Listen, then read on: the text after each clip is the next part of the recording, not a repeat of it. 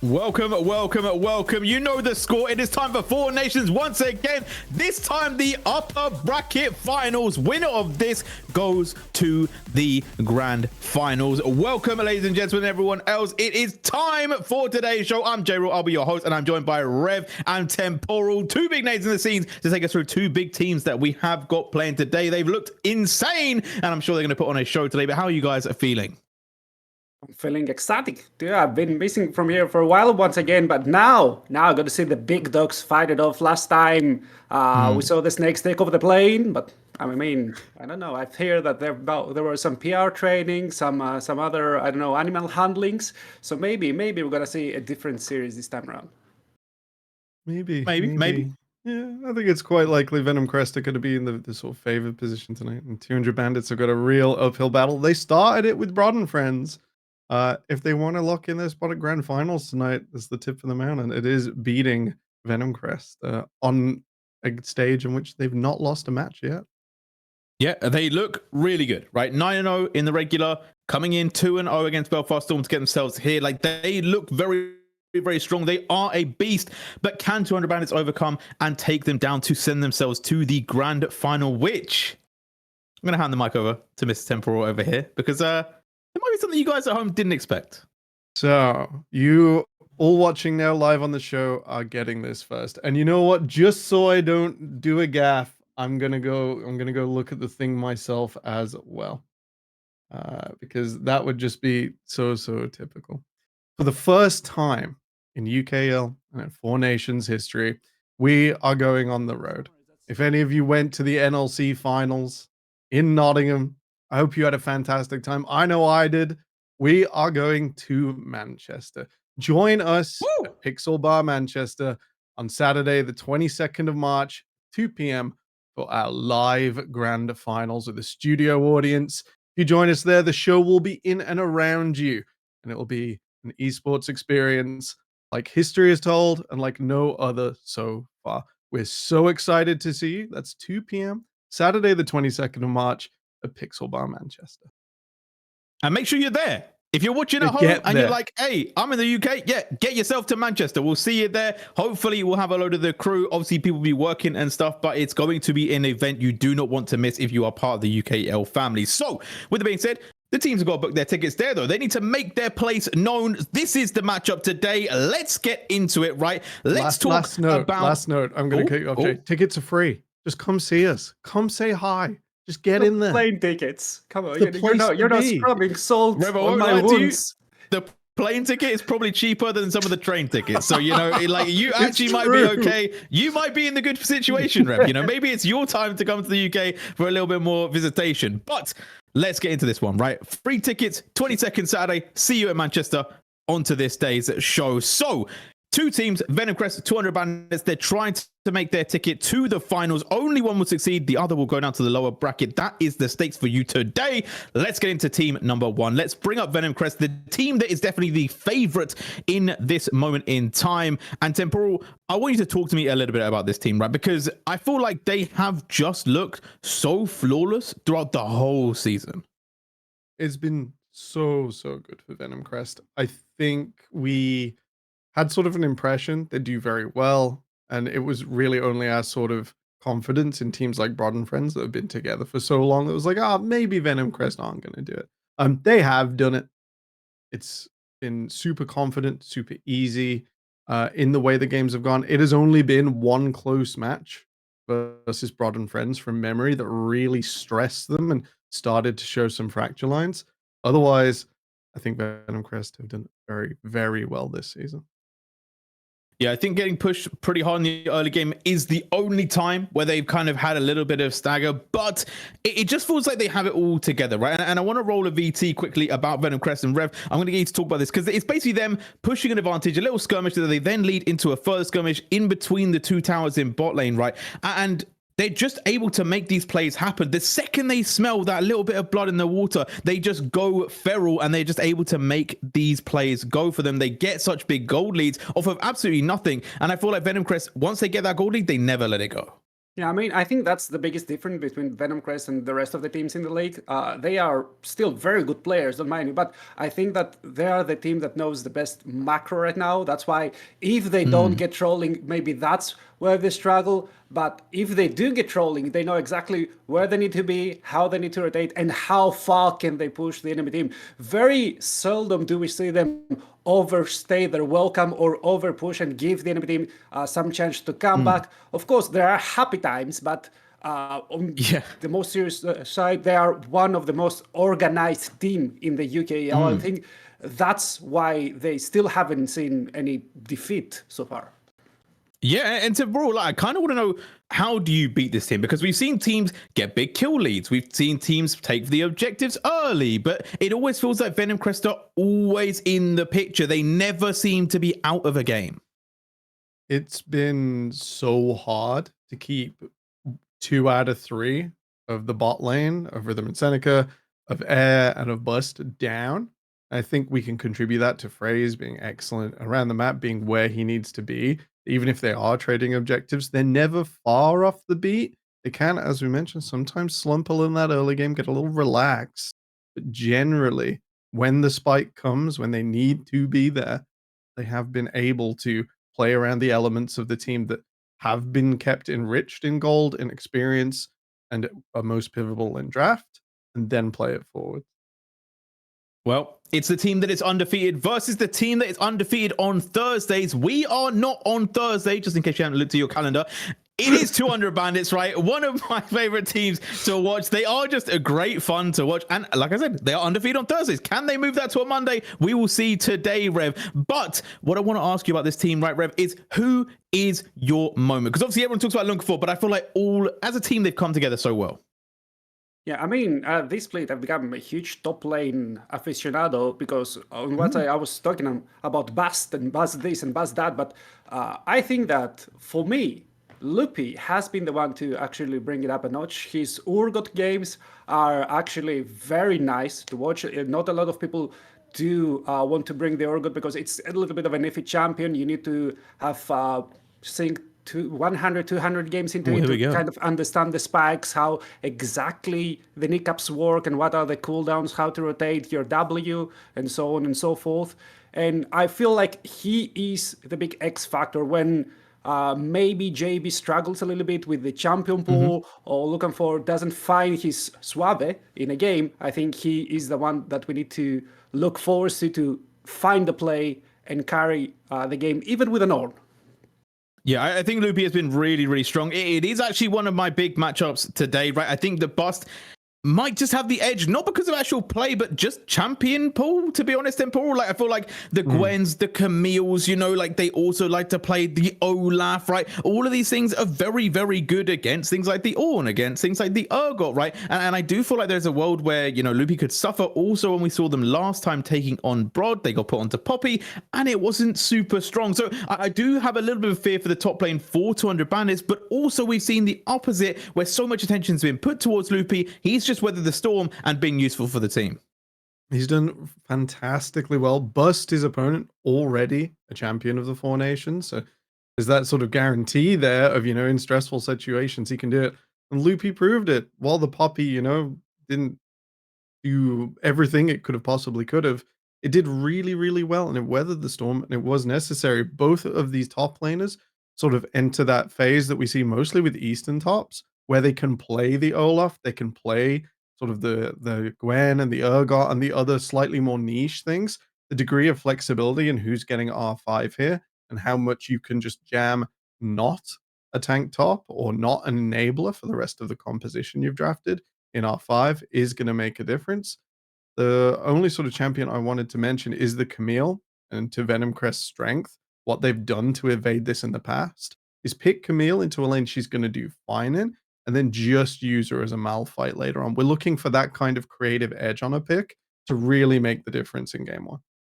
And I also want to go for a little bit more of a holistic view on 200 Bandits, right? I want to roll this VT. This is going to talk, actually, we're going to stay away from Looking For, right? Because Looking For, we know, amazing, right? We don't need to talk about them. I want to talk about JB, and I want to talk about map rotations, right? 200 Bandits, I feel like in the last series especially, were so good at rotating themselves around the map, right? It looks so promising here for Broad. They're winning this fight. It's going really well. But look, already JB moving down, pushing wave, moving down. And that was something that happened throughout the whole series, Rev. And I feel like it's something that we don't talk about too much necessarily from 200 Bandits because we're so caught up in the jungler, but actually this mid laner, these other players, right, they're really down to rotate and make map plays. I mean, yeah, and it's not only JB, but if you see the clip, as soon as Loopy understands that, hey, my mid laner is going downwards and I need to back off, yes, he ends up dying, but he soaks so much pressure. Looking For is there to kind of cover, to realize, hey, what's going on here? Are we getting answered or something like that? So it is, there is that first play that, hey, I have the move, let's go move bottom lane and punish the enemy bot who wants to actually shake their fist in the air and try and fist fight with us. But it's also the other side of the map who is kind of respectful of that, and even if they get punished, they are soaking a lot of time from the enemy team who otherwise could have gone and invaded the Kindred, maybe get some camps, stopped Kindred from getting some of her mark. So all of that gives a huge net positive to 200 Bandits every time that there's a move on the map. Now, I want to quickly talk about the last time these two teams met, right? Which wasn't that far in the future, right? In the past. It was week 4, day 1, I believe.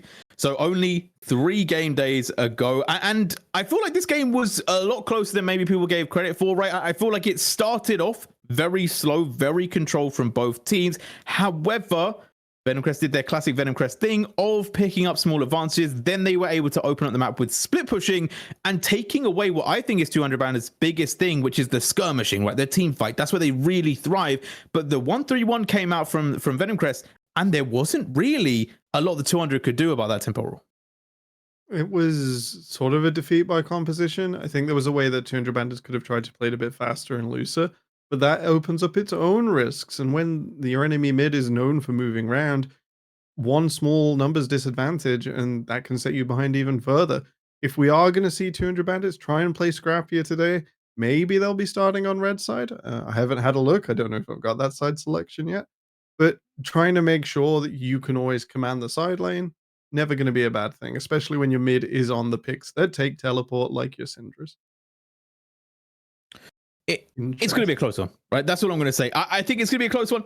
I don't know how it's going to go. I will say if I was betting, I would probably put Venomcrest as the favorites, right? I think that they've shown time and time again that they can win games. However, 200 Bandits, they are a dangerous prospect. They cannot be undersold. They cannot be understated, right? And they definitely are looking pretty good. They've been looking in form, right? When they beat Broad, the only thing that I have to question, Rev, is that they do sometimes overstep. And we know when Venomcrest get an opportunity, they take it with both hands.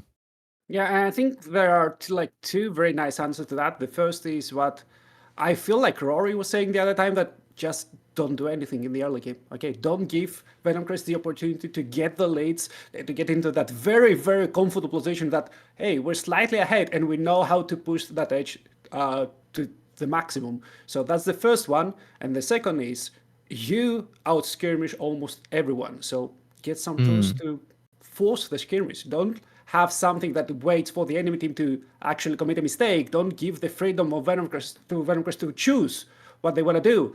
Have something that can force, have that Malphite or that Camille or even the Vibe with something to follow up. So when you are in a comfortable position, you can then select, hey, here is the moment I punish you. You either take the punish or you try and trade something on the map, but you're still going to lose.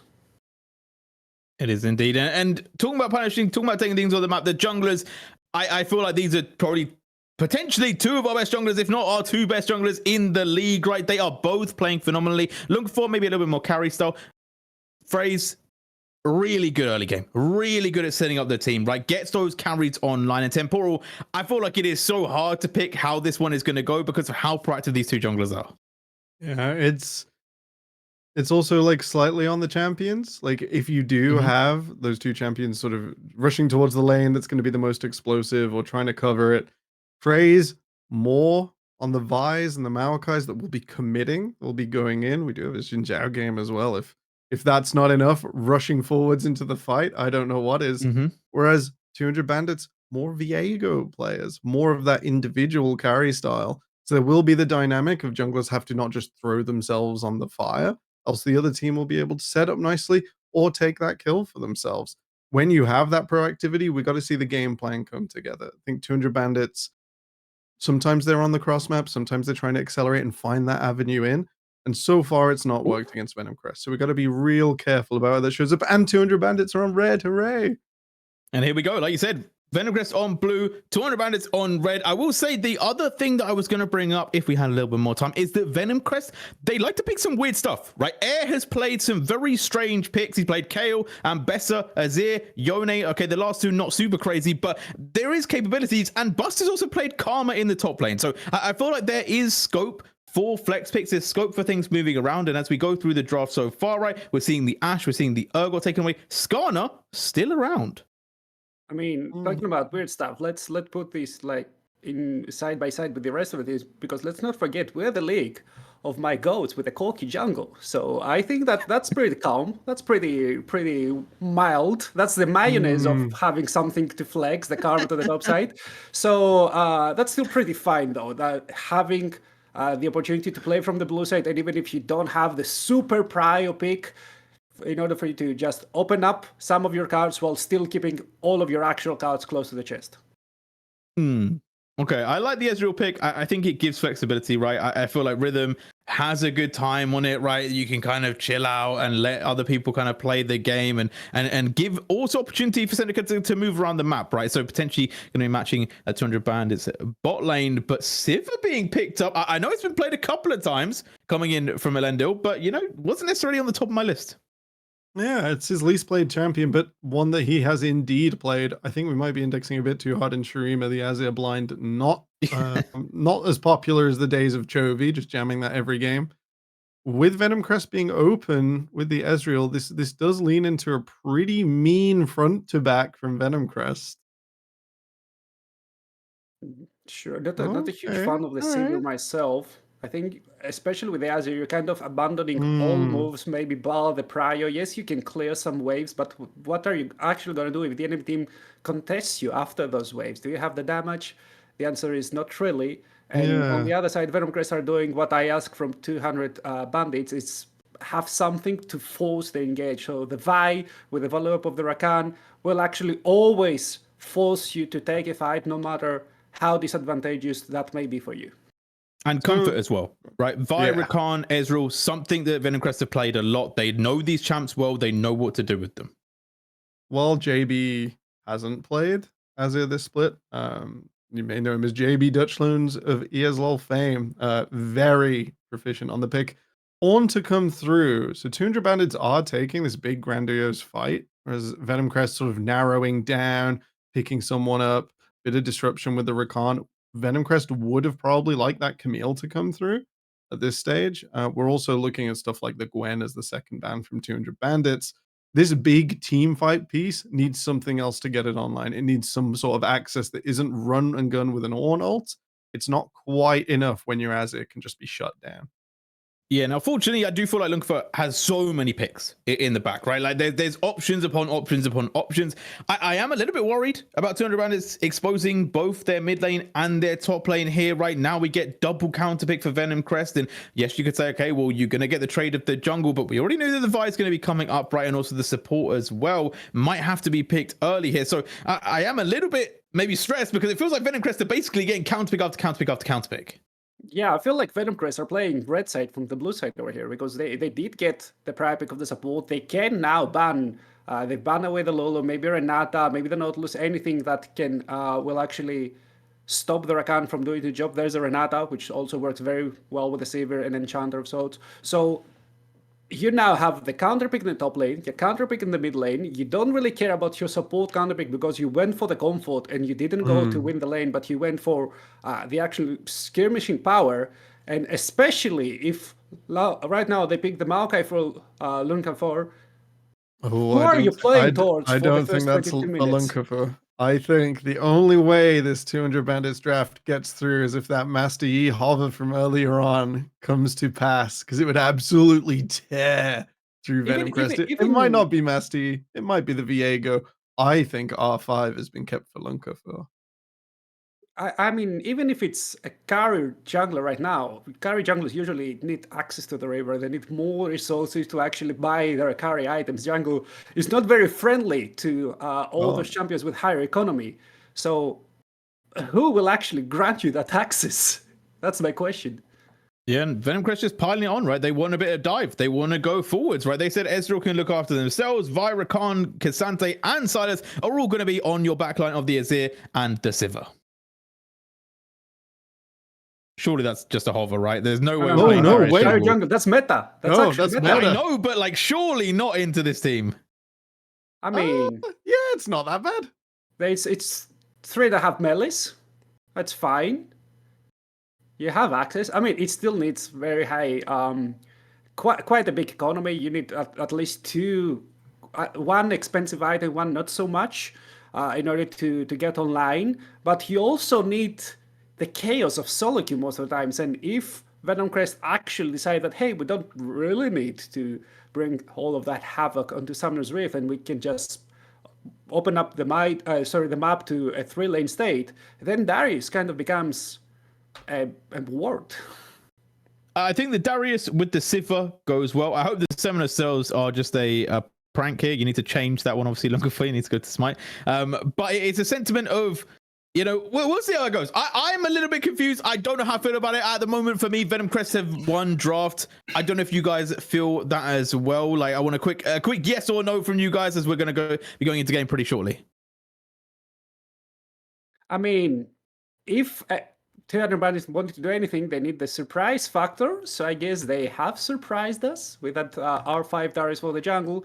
But I do like the stability and the clear-cut win conditions that Venom Crest bring to the table. Okay. Well, with that being said, Bro, you want to add a quick moment? This Darius has done absolute numbers. It is a big tool, but we do have Venom Crest on comfort and an Ezreal that should keep it at range. Will it kill it? The Darius tends to be squishier. I'm excited to see what happens. Okay, will Darius be the monster hunter, or is it the time for Venom Crest to cart 200 banners? We'll find out shortly. We're going to throw it over to our casters, Brackish Brit and Rory. Take us into game one.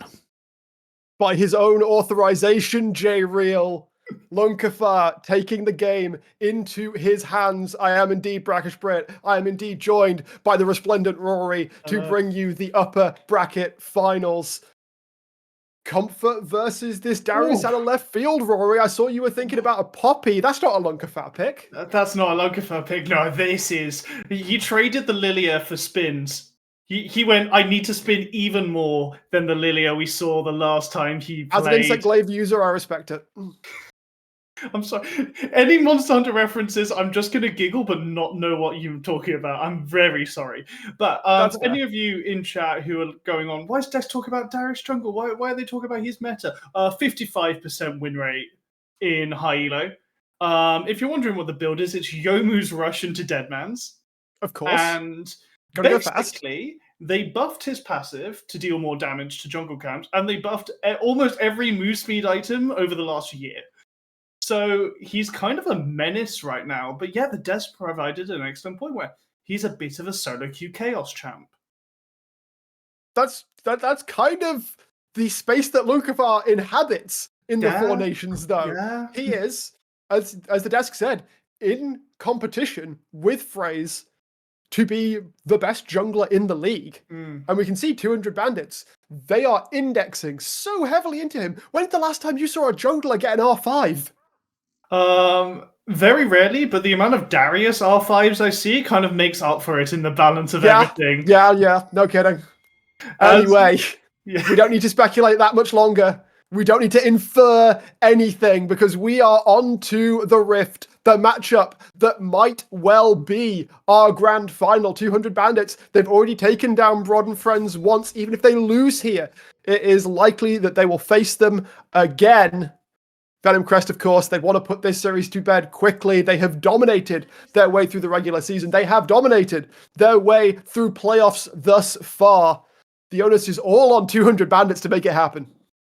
It is, and honestly, if there's someone who can do it, it's going to be this 200 bandits roster, because they've really impressed. Even in their losses, I thought, you know what? They've had some really good angles there. Unfortunately, one of those losses that I feel like we need to talk about was the last time Elendil showed on Played Sivir. Sivir. Yeah, where he tanked a hostile... hostile takeover? Yeah, he tanked a hostile takeover in the game, deciding team fight, and murdered his own support. Which yeah, he was literally very turned and two-shot Kenny. It was fantastic. Yeah, 40 minutes into a game. Yeah. And that is the kind of crisis that needs to be avoided. Venom Crest, thankfully, we do not see a Renata on the other side. Of course, Elendil, alongside JB's Azir, are very, very strong late-game policies. With a Venom Crest composition that doesn't have, like, one of those immense late-game carry packs. Awesome dodge there from Elendil. Sanaka just going straight forwards. Kenny going in onto Rhythm. Summoners are being traded back and forth. The flash comes through. Barrier is there for Rhythm. Can Elendil get the damage down? He cannot. Sanaka needs to get out. The grand entrance is a grand exit in this scenario. But Venom Crest completely outdone in the 2v2. Yeah, some very fancy footwork from Elendil, just getting out of the Rakan W there. But more importantly, I think that we need to pay attention to is Rhythm's taking the Conqueror. Normally, we're seeing Ezreal's in the current meta take that lethal tempo for those really strong early trades, but that Conqueror is so much weaker in comparison, which meant Elendil was just able to pump out a lot more damage. That and Kenny able to chase with the Twisted Advance. Yeah, Rhythm and Seneca now really backs against the wall in this early lane phase. The pressure's let off a little bit by the fact that Elendil and Kenny took an early back for themselves. We do see a little refill potion there, so could be angling for more early trading because you have those extra potion stacks in pocket. Trying to get the damage down onto JB isn't quite able to find the abduct, but the damage from this Silas in the early game, you just get those Petricite burst stacks, and not much they can deal with you if you land them all. Yeah, I kind of despise the Silas champion, I'm going to be honest. It feels like he always manages just to out-damage you in a squeeze, and you're like, but what? I dodged the one damaging ability, the E! He's maxing it! How am I losing the trade? But yeah, you're right, it's just the passive stack-ups. When he gets 4 rotations of that, it's just very frustrating, especially when you're playing an Azir early levels, and you don't really want to use a lot of mana on your soldiers to dash out of the fight, because then your lane's in a really tricky situation. Right now, things quieting down a little bit, although that might not be the case for very long as Lunkfar trying to make his way in. Sanaka and Rhythm will spot it out immediately thanks to that control ward, and so Lunkfar perhaps a little bit sad. Try and sneak this one out. Get a reset in. Was able to clear a little bit faster than Phrase. But this fire is going to make things happen first, it seems, as Loopy is trying to get out this one. Knocked back, though, by the Intofo strikes, and it seems like there is nowhere to go. Phrase will just be a casual beneficiary of First Blood.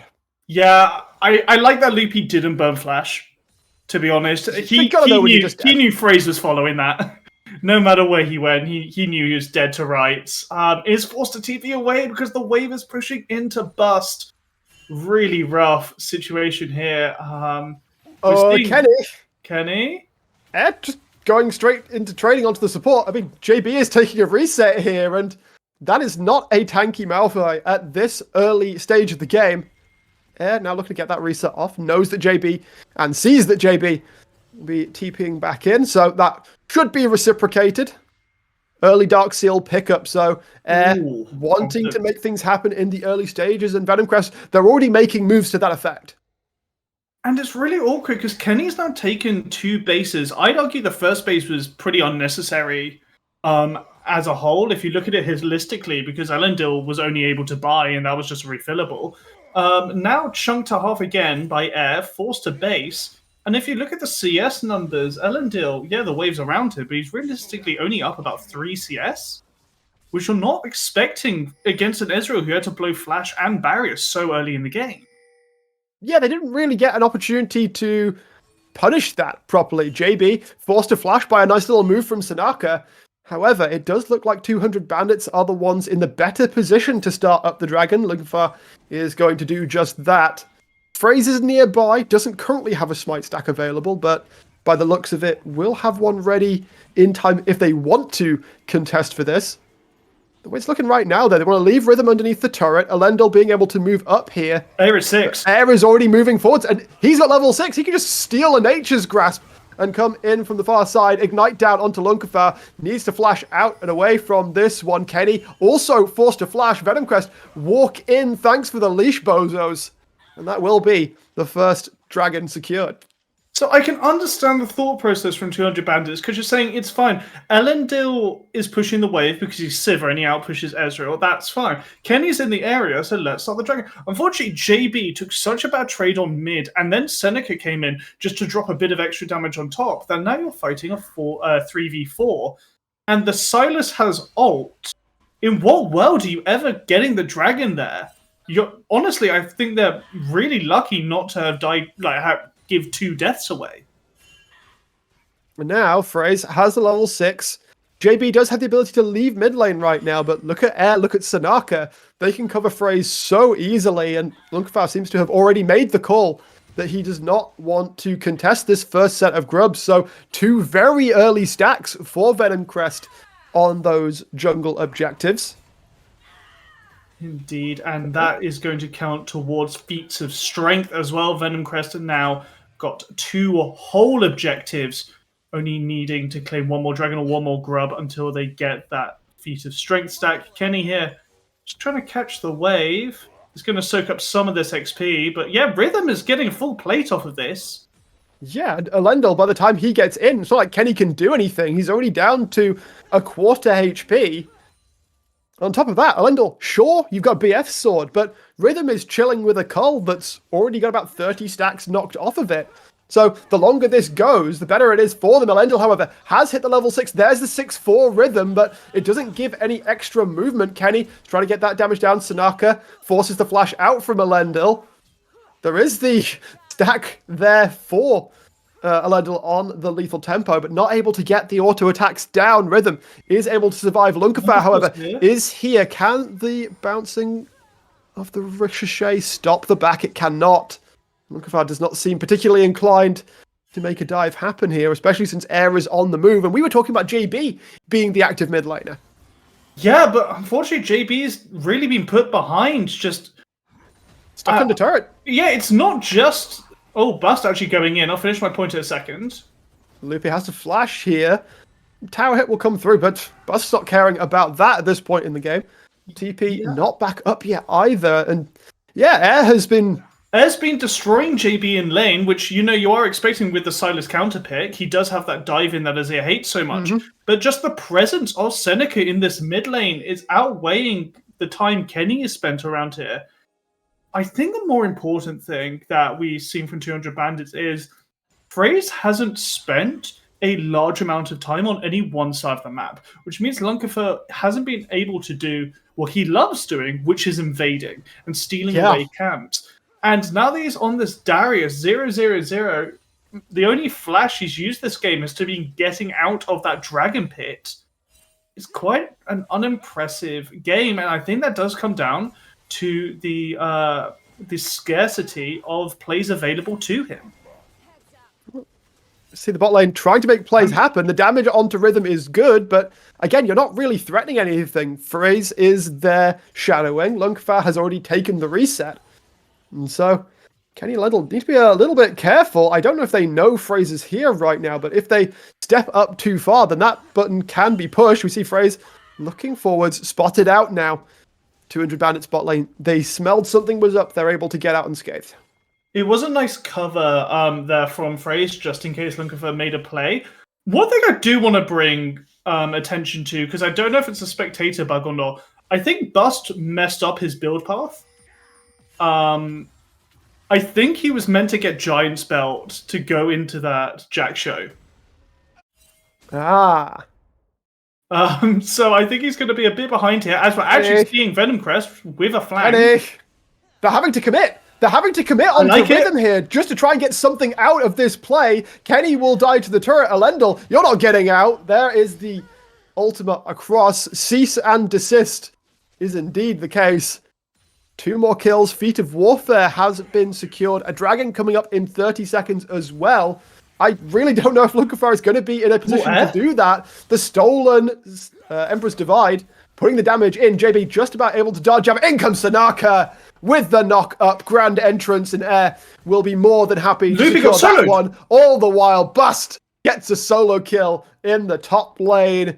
And, well, this is one of the scenarios that we thought might happen, and one of the ones that we definitely did not want to see if you are a 200 Bandits fan. Early advantages, as small as they can potentially be, are Venom Crest's comfort zone. They know how to push these leads.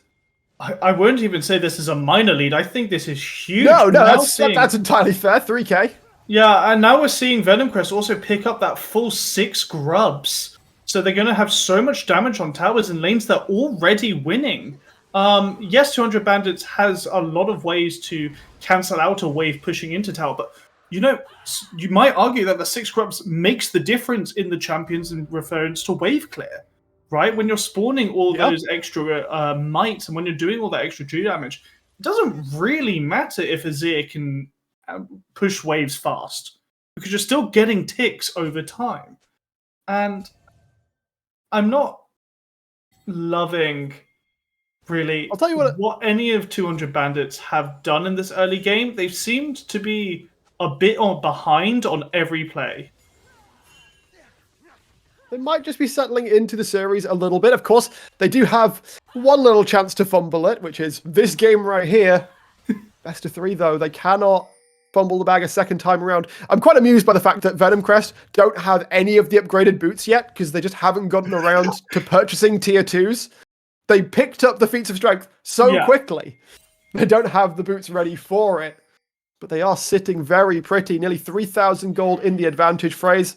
More than happy to walk into Lunkafar's jungle. And Air is now here to put the hurt onto the Darius. No healing coming through. The CC is just too much. Air already picking up his second of the game. First item in the Proto Belt, the Rocket Belt.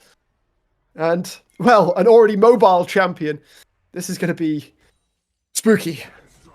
It was a really nice invade there from FaZe with the heads up on the timer. Kenny, that ult I think is going to wear out. Lendel's trying to get the damage in. Ooh, can just about manage it. Boomerang Blade will secure the kill. So they're still swinging on the bottom side of the rift. It took a while, but they were able to eventually punish Rhythm. They might be able to get a plate, possibly 2, before these platings fall. No, they've got to wait for the next wave to come in. So 1 plate will probably be their prize on top of the kill. Safe to say that that's kind of a drop in the bucket of Venom Crest's current advantage, though. Yeah, and don't forget, all those minions are going to be denied before Rhythm gets there. So he's also going to be down a bit of XP against Elendil. I do want to also add, punishing Rhythm to really try and commit. Punishing Rhythm that you mentioned earlier does sound like some 70s video game. That's like very, very rudimentary rhythm-based game that just popped into my mind. I couldn't really get it out, so I had to say it out loud. As we're now seeing FaZe invading the spot side jungle, looking for actually punishing and damaging a bit on Seneca. But honestly, I don't think 200 Bandits have any way into this fight. They just are not in a position to commit to it. Loopy, we were highlighting him as a very strong top laner, but Bust has seemingly had his number thus far in the game. They were able to set up that first kill with FaZe coming top, and then of course that solo kill that we weren't able to witness picked up a little bit down the line, and now Bust is trying to put that damage down onto the turret. Loopy doesn't care. Really should probably be clearing out the wave. Try to threaten all the same. On the bottom side of the rift, though, we've got 4 members of Venom Crest looking to find whatever threat they can, really. Now Lunkafar makes his way top lane. There's no all-out. There is a flash available, but this should be an easy enough pickup onto Bust. Lunkafar really doesn't like pressing Nox and Guillotine unless he absolutely has to. No, rated though. Why waste an ultimate when you need to? It's seeing actually a TP come here. FaZe taking a lot of damage from the turret, though, before anything can happen. Good flash from Elendil, surviving a lot longer, perhaps, than he had any right to. They're able to trade back for 1. Air needs to get out. The flash will keep him alive. A 2-for-1 trade, all accounted. And the first turret secured for Venom Crest. Not the cleanest dive I've ever seen, but they make it work. JP, where are you? You've got TP up! Help your boys in the bot lane! I honestly think a big Azir Shurima shuffle could have really made the difference there. That fight lasted way longer than I think Venomcrest were expecting. Kenny able to stand up for quite a while there, using that W to dodge out on some of the key skill shots. Mm-hmm. And yeah, Air has just been all over this bot lane this game. And you could argue that he's kind of winning 2 lanes at once. I think that is an argument very much could be made, as we see him 3-0 right now, well on the way towards a second item as well. And that movement, I don't see it stopping anytime soon. And to run back to what we were saying, JB was the player that we were praising for his proactivity on the map. He's not really existed thus far in the game. Hasn't really. He is playing Azir, so obviously he will hit a moment if he ever gets to a second item where he's going to do a ton of damage in a back to front team fight. Here, 200 bandits may look for the consolidation dragon if they have. I don't think they have already any down though. Yeah, so Frey's just killed Rift Herald. There was an award on that Rift Herald, so 200 bandits did not know the Vi was in that area. So they weren't able to start the dragon. And now they're getting objectives on both sides of the map. JB can't walk up to the wave anymore because he pushed it too fast. So that's Air's territory now. They're trying to walk in. The health bars are already getting lowered down. Bust has been caught in. Now the quickness coming forwards. JB trying to make his way out. Lunkafau getting murdered, burned down. Sanaka will be able to drop. Air is trying to do the damage, but he's still a little ways away. Bust will fall. Currently is actually a numbers advantage for 200 bandits. Seems as though perhaps Venomcrest, the snakes bit off a little bit more than they could chew. Air trying to go in. He has the Emperor's Divide available, but they realize that they are at a numbers disadvantage. And somehow, by some miracle, despite Lunkafau's death, it's 200 bandits to get their second Drake. Yeah, Lunkafau managed to land that apprehend on Bust at the start of the fight, which I thought, oh no, you've hooked a Cassante in. He's just going to be the wall that absorbs all damage. But he kind of was. Yeah, he kind of lived a long time. For a while, but then you realize, oh wait, Venomcrest are now fighting in this choke, and the Ornn has the perfect lineup to just knock those pins down. Seneca couldn't really do much in the fight because he was just perma-CC'd. And Air, I was expecting him to have a bit more mobility, but I guess he already used his cooldowns and wasn't really able to participate in that fight at all, which means you're missing out on your main damage source. For a second there, I thought that tier 1 wasn't going to go down, but it does. A slight breeze passes by as the last of the minion wave falls. That tower will be rubble. 3 turrets now picked up. The entire opening layer, that first layer of the onion, has been peeled away. Venomcrest, of course, need now to push in, continue advancing these waves to get towards the next stage. It's actually easier, one might say, for 200 bandits, as long as their jungles are warded, to get that gold. Because the tier 1s, of course, mostly still up and available top and bot lane. I would definitely agree with you. I think 200 bandits are very happy to scale here, as long as Venomcrest don't really push the tempo and go for this Atakan. Loopy actually might get solo killed here. Stolen Call, the Forge Guard. There is a flash available, but he decides against using it, and Air will indeed pick up his 4th kill of the game. Doing very disgusting things on this Silas. Lunkafau able to pick up his blue buff this time around. Will not just be handed across to Fraze. The waves are being pushed in. JB has to deal with Air towards the top side.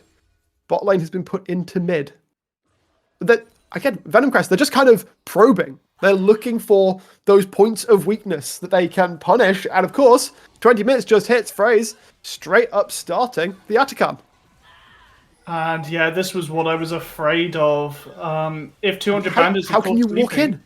Yeah, you can't walk in. That's the main issue. No vision! Really nice heads up from Venomcrest being like, we could just throw our wallets at them. We have 5k. We know Air has TP.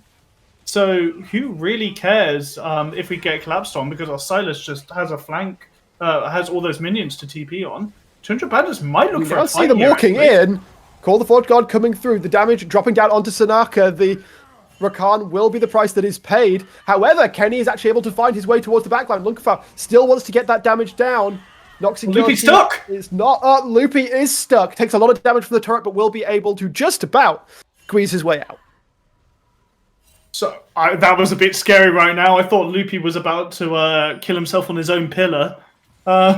And that's the scary thing, that we're 21 minutes into the game and that bot lane tier 1 is still up for Venom Crest, right? In most other matches, that's down, and 200 Bandits have a really nice chase sequence that they're able to enact, but not there, unfortunately. 200 Venom Crest able just to shy away under their structures.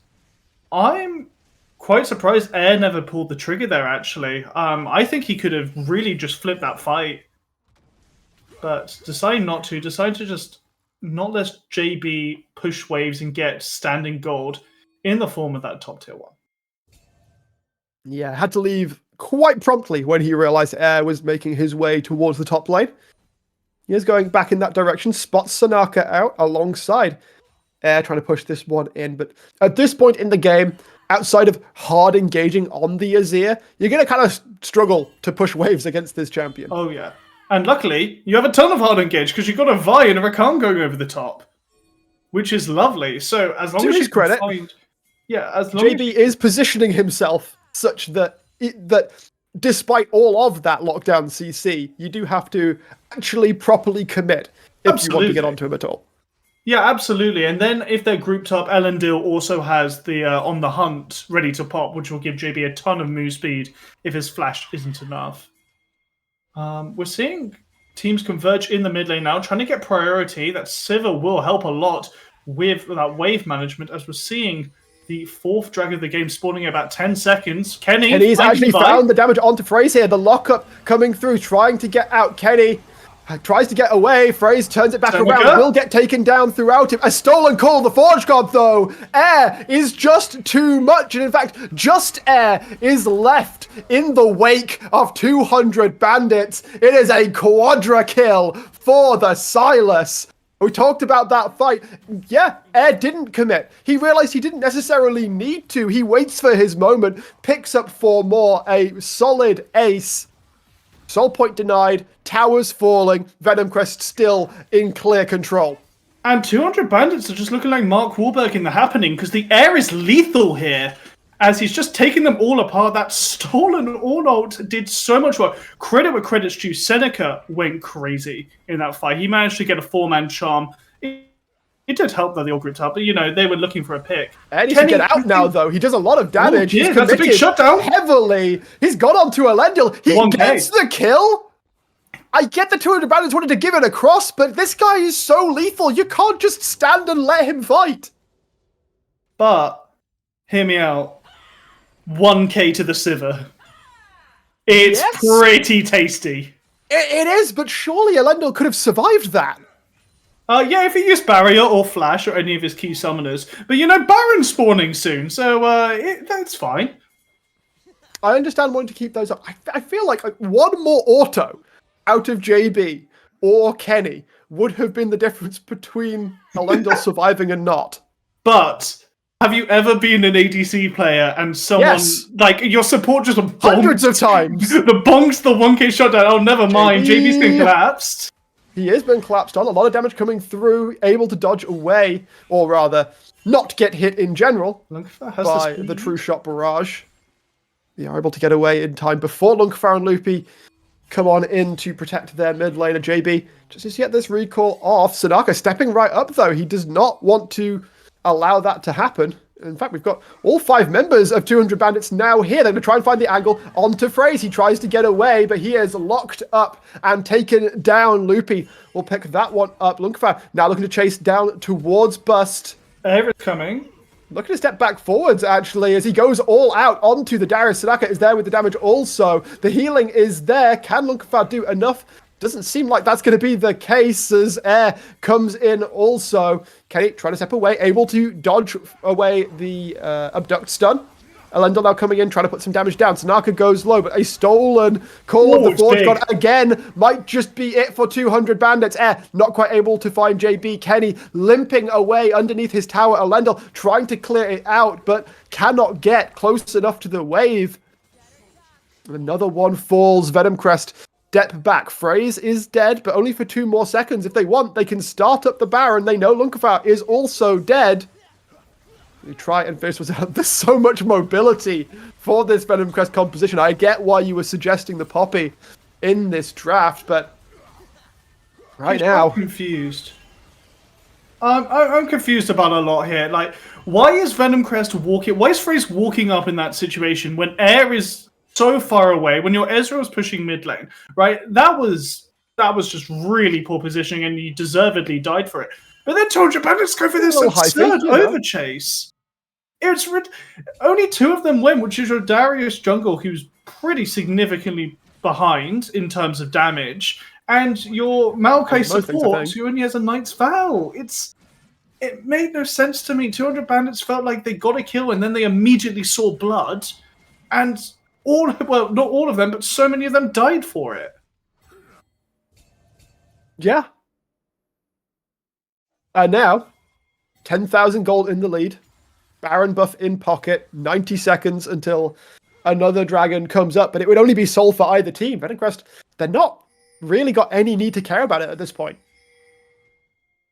Absolutely. And the longer they just posture, Elendil now has 3 items with an upgraded IE. He melts these waves, even with the Baron power-ups. So Venom Crest not really able to get much purchase here. The bot tower is down, so they're going to push for this inhib. Maybe they look for something. Not much they can do to stop it unless they want to hard commit.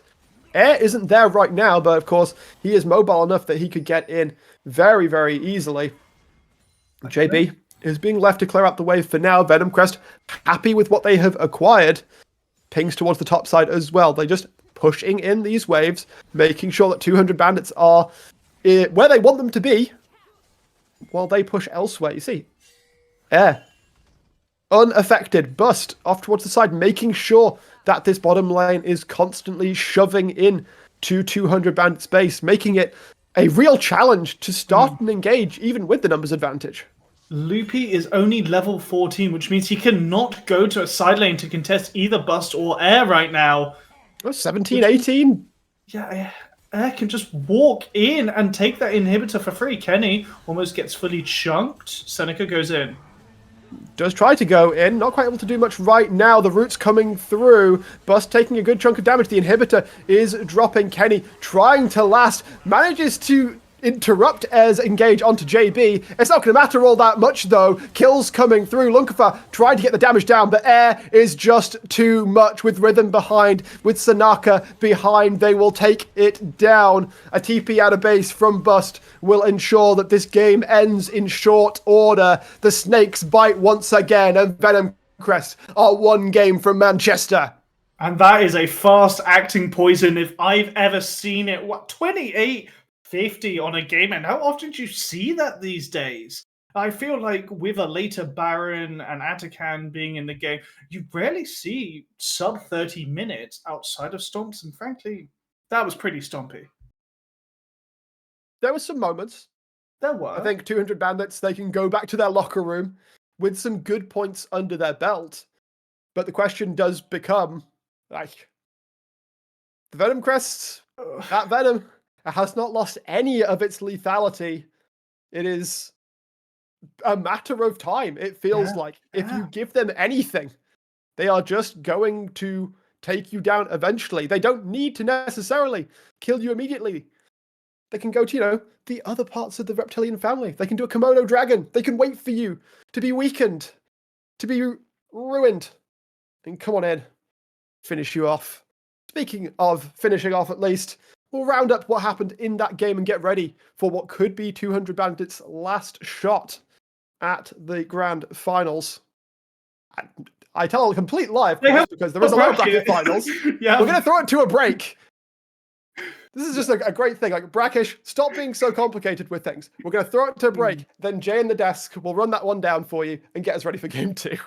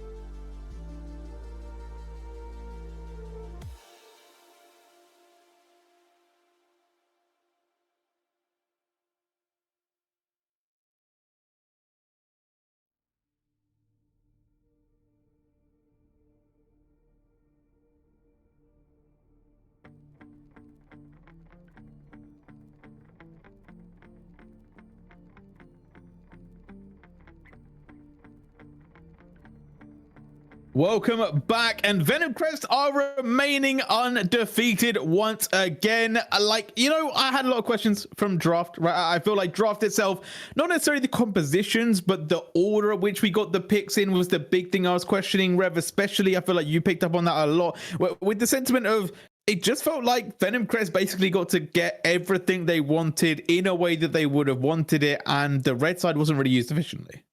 I mean, yeah, you usually get the red side to either select more power picks or to actually counter your opponent. And this time, I think none of those happened, except if you do consider the Sivir and the Azir a power pick. Of course, the Sivir, like Seneca, he was an absolute beast. Every time I was looking at him, he was chasing down Rhythm out of the bot lane. But the Azir, like JB, didn't really get to leave his mark on this game. Yeah, and I feel like that was a little bit by design from Venom Crest, right? Like they were able to play around the map. The Vi was doing bits, right? I feel like it was a really, really solid game coming in there. Like the Vi was aggressive. They were getting plays happening. They were making things happen in the top lane. They were making things happen in the mid lane. And talking about mid lane players, let's roll this first VT. Temporal, talk to us about this, because it's started to, they like, I feel like Venom Crest just opened up the map so much with these ganks. Yeah, we had a little pause. They got both first objectives. Like, oh, Venom Crest are in the lead. We didn't quite see it explode. I think this is the moment that started to tip. Air and JB facing off on the wave. Slight lead for Air at this stage. There have been some takedowns, but not many. Shuffles the Azir back in, burns the summoners, gets the shuffle, and deals a whole bunch of damage. JB just sidesteps that final explosion that would take him down. But already Seneca is up there from the bot lane. We talked about the motion being a strong point for 200 bandits, but Venom Crest were wider here today. And it's sad, right? Because I feel like it started off so well. In the bot lane, Elendil almost picking up a kill, almost picking up 2 potential kills, right? But they weren't able to commit. They weren't able to get that take over. And it's a situation where Rhythm and Seneca live. They lose a couple waves, right? But they then stay relevant. And if I'm honest, you know, Elendil just wasn't able to really get into position a lot of the time, but we'll get to that in a second, because we do also have more plays from Air, who I feel like was the MVP of this game, Rev. 100%. He was running the whole game, and when everything started becoming rough, like Venom Crest started losing a couple of skirmishes around the Drake, and they realized, hey, maybe we can't just roll over the enemy team. They had to do the same thing again, where you open the map wide open, you try and play a three lane state, and here is when this actually becomes a reality, because the way that Air solo boloed the Ornn means that Ornn can never match him on but had a little bit of HP and only armor in his inventory. He hadn't got the gold to actually build up more resistances. So you have to send Azir on the side lane, which is not his strongest suit. He's not the best split pusher unless your name is Caps, I think. And then you are exposing him to more and more difficulties. We saw Venomcrest time and time again try and overload top lane where Azir was and try and force dives onto him, get his summoners out and get advantages of that. And by that, Air just created a whole new win condition for his team, which wasn't just mindlessly mashing your buttons whenever you see an enemy champion.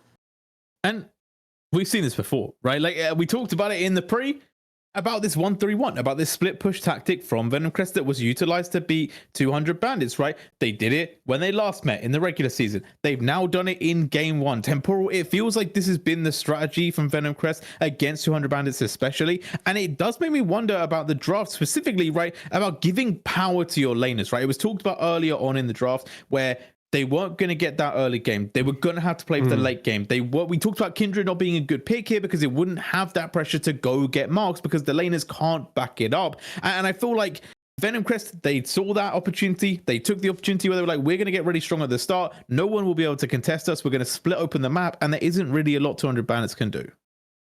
It's a real struggle. I think if we were like going to go back and mark homework, if you are going to take this red side, I think the Azir early on, without like twisting the bands to suit it, was maybe a little bit of a struggle, something that could be improved upon.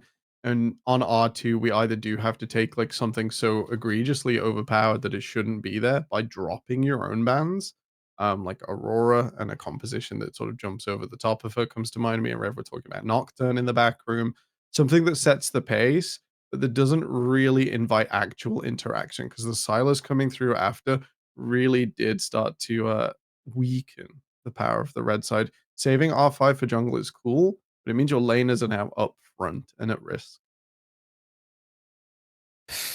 It's tough. It's tough because the backs are against the wall. People at home know what is at stake. This is the best of 3. Venomcrest are 1 game away from not only being undefeated in regular season and in playoffs to get themselves to the finals, but to get to the finals in the first place. This is the moment for 200 bandits. They have to step up. They have to win a game here, Rev. And what would be your first step for them to succeed here? Is it on the Rift? Is it pre-Rift? Where do they need to make the first change? I mean, my first step would be to zoom out before hitting the Rift, okay? Because I'm going to state a different question right here. Do you have to win? Or do you have the freedom of trying stuff out? Your biggest opponent right now is Venomcrest, okay? This is the unbreakable wall you've been facing the whole split. Everyone else, beatable. You've won games versus everyone else. Even Broad and friends have suffered under your iron fist. Try something out. You have some crazy strategy, not the Darius R5, but some other crazy strategy that maybe has been working sometimes in some scrims. If it doesn't work, that's fine. You still have the safety net of the lower bracket. If it does work, that's a Hail Mary. And not only a Hail Mary, that's something that Venomcrest has to fear from now on, so it gives you an upper hand in draft as well. I like it. I like it a lot. I can't say I dislike it at all, to be honest, because I think that it is that moment, right, where a lot of teams, okay, they say, let's go back to the drawing board. Let's do what we do normally, but actually maybe you're right? Maybe they need to do something that is extraordinary to catch Venomcrest of God, to give them that edge. I also think going back to that plan that you said before, which is just don't lose the early game, right? Don't give up that really early game. And I do feel like it's something that 200 bandits weren't able to capitalize on. Venomcrest getting those early leads. They had both the objectives early. They had the early kills, you know, everything was going in their favor. And I feel like they drafted for it, right? They picked a Vi, they picked things that can do things. And there wasn't that respect from 200 bandits where they did draft a lot of late game stuff, Temporal. Yeah, it's sort of the cross fingers, and it did end up, and this is like dramatized criticism. You know, the El Clasico 3 losing lanes and cross your fingers composition. That isn't the whole story. That's sort of the result. And you know, it's normally very harsh critique of draft if you do end up in that position. Yeah. But we have to have the avenue. We have to have the way for 200 bandits back in. If we look at that game, Ellendale and Kenny had a pretty good run. They got 2 free waves to start off the game. Darius got down there multiple times and had to back up because they were already pushed in. They didn't quite have the extra machinery to make it into their opponent's jungle to start to upset the Vi, who can't really set up defensively. So maybe we want to see that extra step. We want to see an avenue, a time for them to play through, because this was a little bit too freeform. No, it's completely fair. I think there's other picks that we could have maybe gone for, right? I think the Lilia is definitely on my mind when it comes to Lunkerful, right? I feel like he's looked exceptional on that champion. I think that it also just gives them a lot of opportunity, right? Like the fact that you can kind of be mid-range but also be up close. Like it definitely is something that could have maybe set this game a little bit apart. I will say, I don't see a world where Venomcrest need to swap anything. They pretty much could just lock in the exact same comp and say, look, 200 bandits, if you want to take this game, you need to prove it. You need to take it away from us. And if I'm honest, I feel like 200 bandits don't have the opportunity to just steal away that draft. So they need to cook a little bit. But the thing I want to talk about the most is actually on the Rift, right? I think that regardless of composition, it could have been played better from 200 bandits. And one thing that I feel like we saw a lot was not necessarily playing exactly to their composition, right? I feel like they had a very strong Sivir, but they weren't able to really bring them into the fights because a lot of these skirmishes were kind of 3v3s where the Darius was getting picked up and stuff. So Rev, it's kind of a thing where I feel like the mentality is actually more the point, and maybe even playing around the objectives could sort out a lot of 200 bandits problems. I mean, it surely could, but I think it starts really before that, where you kind of have to stop thinking that you have to prove yourself time and time again. Okay, I was talking about it actually earlier today, and the hardest thing in League of Legends, in order to learn to do that to win, is to do nothing.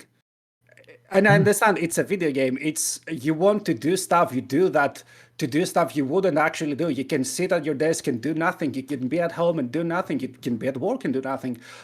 Sometimes I do that in my analyst desk. I speak nonsense and do nothing. But sometimes you don't have to do anything. You just have to exist, and the game should resolve towards you. You don't have to force things, and this is what Venomcrest knows how to do, and most, or at least I think the rest of the teams in the league, still haven't figured it out. Yeah, it's that confidence. It's the confidence in your basic plan. And we did see Venomcrest just play the composition they're so comfortable with. And they've got blue side again, which I was not expecting. I was very much expecting 200 bandits to take blue side here, to pick themselves up that early lock-in, to give themselves some opportunities, but they've stuck with their guns. They're going back to what they know. We're seeing the same bands coming out, though, once again. The Syndra, the Ashe, the Aurora, and also the Ambessa. So no changes so far. And so far, I can still see that Skarner is still up. Maybe Skarner is just not the animal, the creature that I used to believe he was. But I also feel like Frey's with the priority on the Vi, maybe it's just not too worrying for 200 bandits. Yeah, I did take a tap down in the patch notes. And clearly it's enough that Venomcrest and 200 bandits aren't convinced anymore. Yeah, for sure. Like a little bit of cooldown on your A, so you don't have as much active time. A little bit max HP damage makes you less of a dangerous skirmisher in the early game. Yes, you can still do good 2v2s, but it's not like you are the one running the show. And if I'm Venomcrest, I would like change absolutely nothing. Even selecting the Vi earlier on, maybe it's not the move, because right now maybe you give 200 bandits some options to adjust. Maybe picks like the Xayah could reemerge, especially by taking away the Rakan. But I can just kind of see like Ashe Lulu right here. This is so hard to lock down for the Vi to come forwards, but we're instead poaching the Ezreal. Interested to see what you can go to, because you can't really deny Vi coming forwards. You get to pull it backwards, but there's no support that pairs well with Ezreal that stands in front of this. I also don't want them to lock bot lane here. I want them to take the Ezreal. Sure, the jungle, I guess you could lock it in. The Kindred's going to come back out looking for feeling confident. Had a really good game against Broad and Friends recently on this pick, but it did have to scale a little bit, right? It wasn't immediately off the rip strong. It did take them that later mid game, and we're seeing the cheeky over there of the Darius. Obviously a little bit of a meme there. That's not going to be locked in. But Venomcrest, they have time. They've got options. I feel like they themselves could even lock in that Ashe Lulu you're talking about. I mean, Ashe is banned. Maybe the Lulu, if you want to go true. and try and punish somehow the bot lane. I saw already today, like in the first stand, Lucian Nabi being picked up once again. Not sure how it fares into an Ezreal, because Lucian Nami is in kind of that weird state where if you hit level 3, you're fine, but Ezreal is very, very strong up to that level 3 and into the first buy, and then you have to force stuff on the map when you are one item strong, because from that point onwards you kind of become a culling bot. I would very much prefer to see something here like the Galio, but now JB has opened up himself for the Galio, and that's an R3. I should have expected. Priority. The priority remains. Once again, I am a little bit surprised that they're so hard stuck on it. I feel like the Urgot was doing good for Loopy. You know, like there are options. I don't feel like he's limited to only the Ornn. So I am a little bit shocked. I won't lie that they are just prioring this so hard, but that is going to be the pick. They've locked it in. Now it's time for the bans. I imagine top lane is going to be featured a lot. Yeah, you got to defend this on here. We might even see a Cassante ban if they really fear the run back. But, you know, it's a pretty neutral run back. We should be setting up for mid lane here on 200 Bandits. We're saving R5 now. It's not gone jungle. It's not gone top. Unless you've got something really deep that you don't want a composition count to. Enemy bot is shown. It's time to make something special happen in mid lane. I mean, not sure what you want to ban as Venomcrest. Poppy here is kind of weird, especially since the only position that Pop can actually be slotted in is the support. And not sure how it fares versus a Nami. Pretty, in my mind at least, it's pretty straightforward for the Nami. You know when you are getting engaged on, you know where to set up your bubbles and actually play on the Poppy. I would very much prefer to see something like the Leona being taken off. Yes, you will be running the cleanse 100%, but it's still very, very strong with the Ezreal and the passive being a thing that will actually make those Mystic Shot hit hard early in the game. But it seems that we'll have to wait and see. Maybe some of those bans or something was a mistake or a client back. Yeah, it does seem like that way. I thought for a second, like, sorry, 200 Bandits just didn't ban, which I was a little bit bemused by, but we'll hopefully get some word on that, and I imagine the draft's going to be remade and done pretty quickly, because obviously we have got over half the draft completed. Speculation is always difficult, right? I think that there's a lot that we could still talk about. I think in terms of mid lane and top lane coming in from Venomcrest, right? They were able to pick up the Silas. They were able to, you know, kind of go for that Cassante. Both are still available. There is an option for one to go, but the Gwen was banned last time, and Temporal, I feel like into the Ornn, you know, maybe that is the more pressing pick that you need to take away, but there's still also other picks, right? The Olaf is also available for Bust if he wants. I think the Olaf kind of locks you in, right? It's got to be you and Vi. It's got to be flying forwards, and is like open to sort of being pushed back on. The Vi plus the Gwen is an absolutely devastating combination. You set up for more 80 carry damage. Gwen should be 100 to zeroing at least one person on her own, even a tank. And it once again, it's the 1-3-1. There is no one who stands up to Gwen reliably in side lane. It's not really a thing. And once again, they're out across the map. It will hopefully for 200 Bandits be a little bit harder with that mid lane R5 to sort of get things going, and we'll see a return to JB going down to the bot lane on a timer, being able to negate Venomcrest pushing the advantage forwards. But we're setting conditions again where we wanted 200 Bandits to have a clear plan. I think I just want to see the proactivity. You know, I'm kind of with Rev on the mentality of this game, right? They should just go into it being like, we just want to prove that Venomcrest can bleed, right? They don't need to go for the win. They just need to try and make something happen. Be proactive, put them under pressure, see if you can make something work, because we've seen it before, right? 200 Bandits, they've had early games that didn't go their way. They've come back into it, right? They've had early games where they put that pressure on. They've really stomped games. So maybe it is time just to flip it a little bit. And, you know, you'd be saying, hey, but J-Ro, you know, that's not a reliable strategy. You can't do that every time. This isn't every time. This is your one shot to take yourselves to one more game towards the finals. You might as well send it like Rev said, because when else are you going to get this opportunity?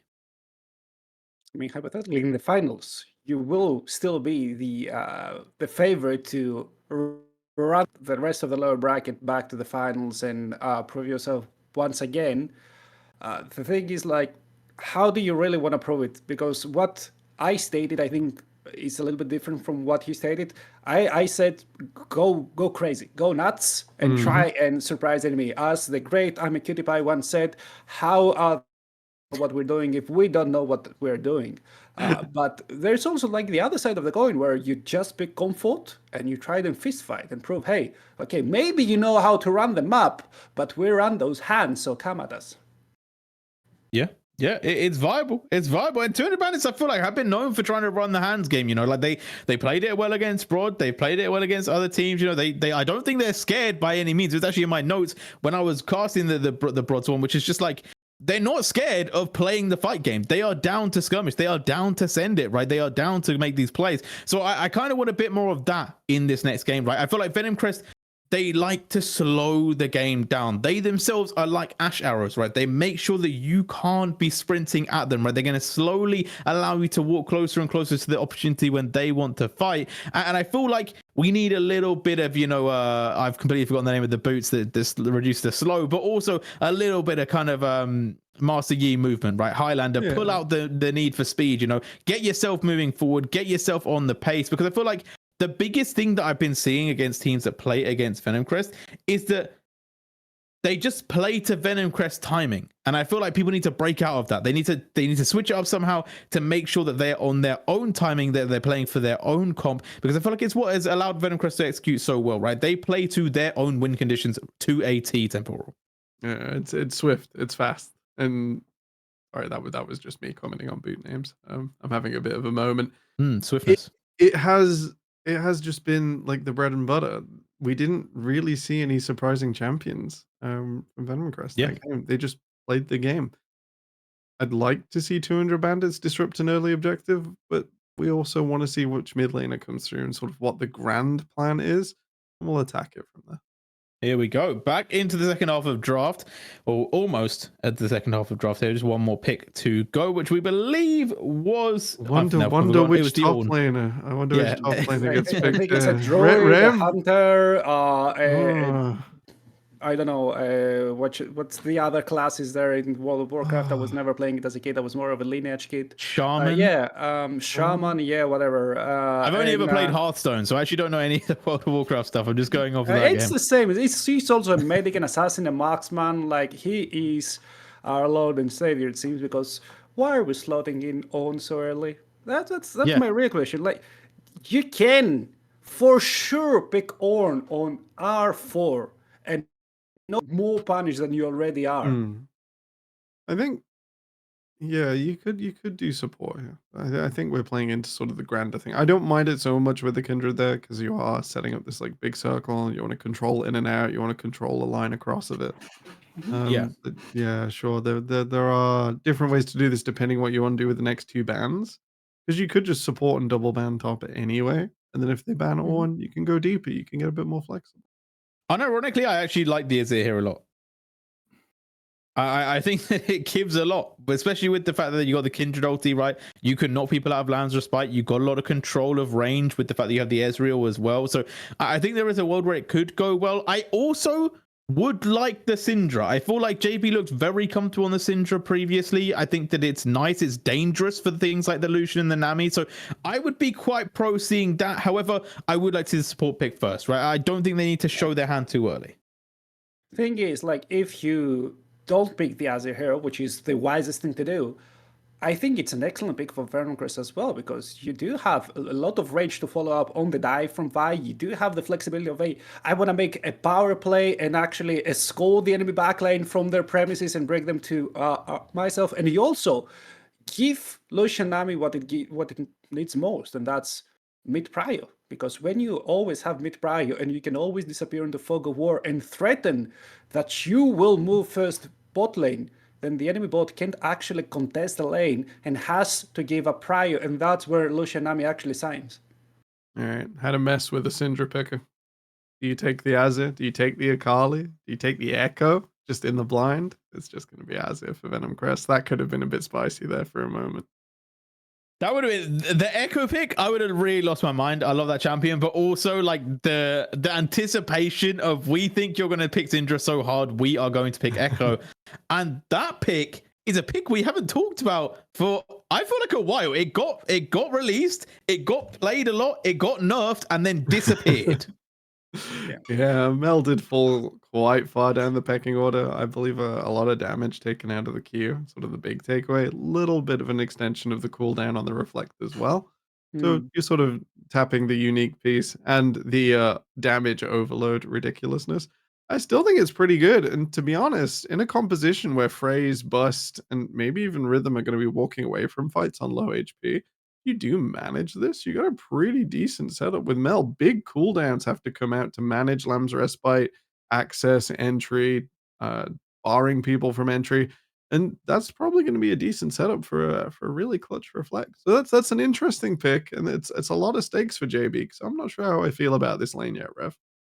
I mean, it is. I've been picking up Mel a little bit more for myself, but I've been playing it bot lane. I feel like it really struggles in the early game to sustain her mana with what she wants to do, and that's perma wave clear until she scales up. She's also kind of really torn between what she wants to do because she really shines with Magic Pen, right? You have all those little dots of damage, and Magic Pen really makes them hurt, but you also want to spam Ability Haste.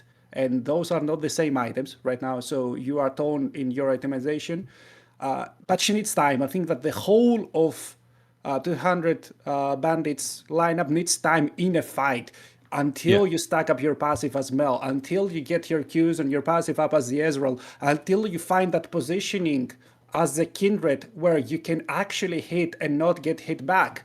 It's going to be really hard for them to find the angles, especially since Vi is the one controlling when and where a fight is going to occur.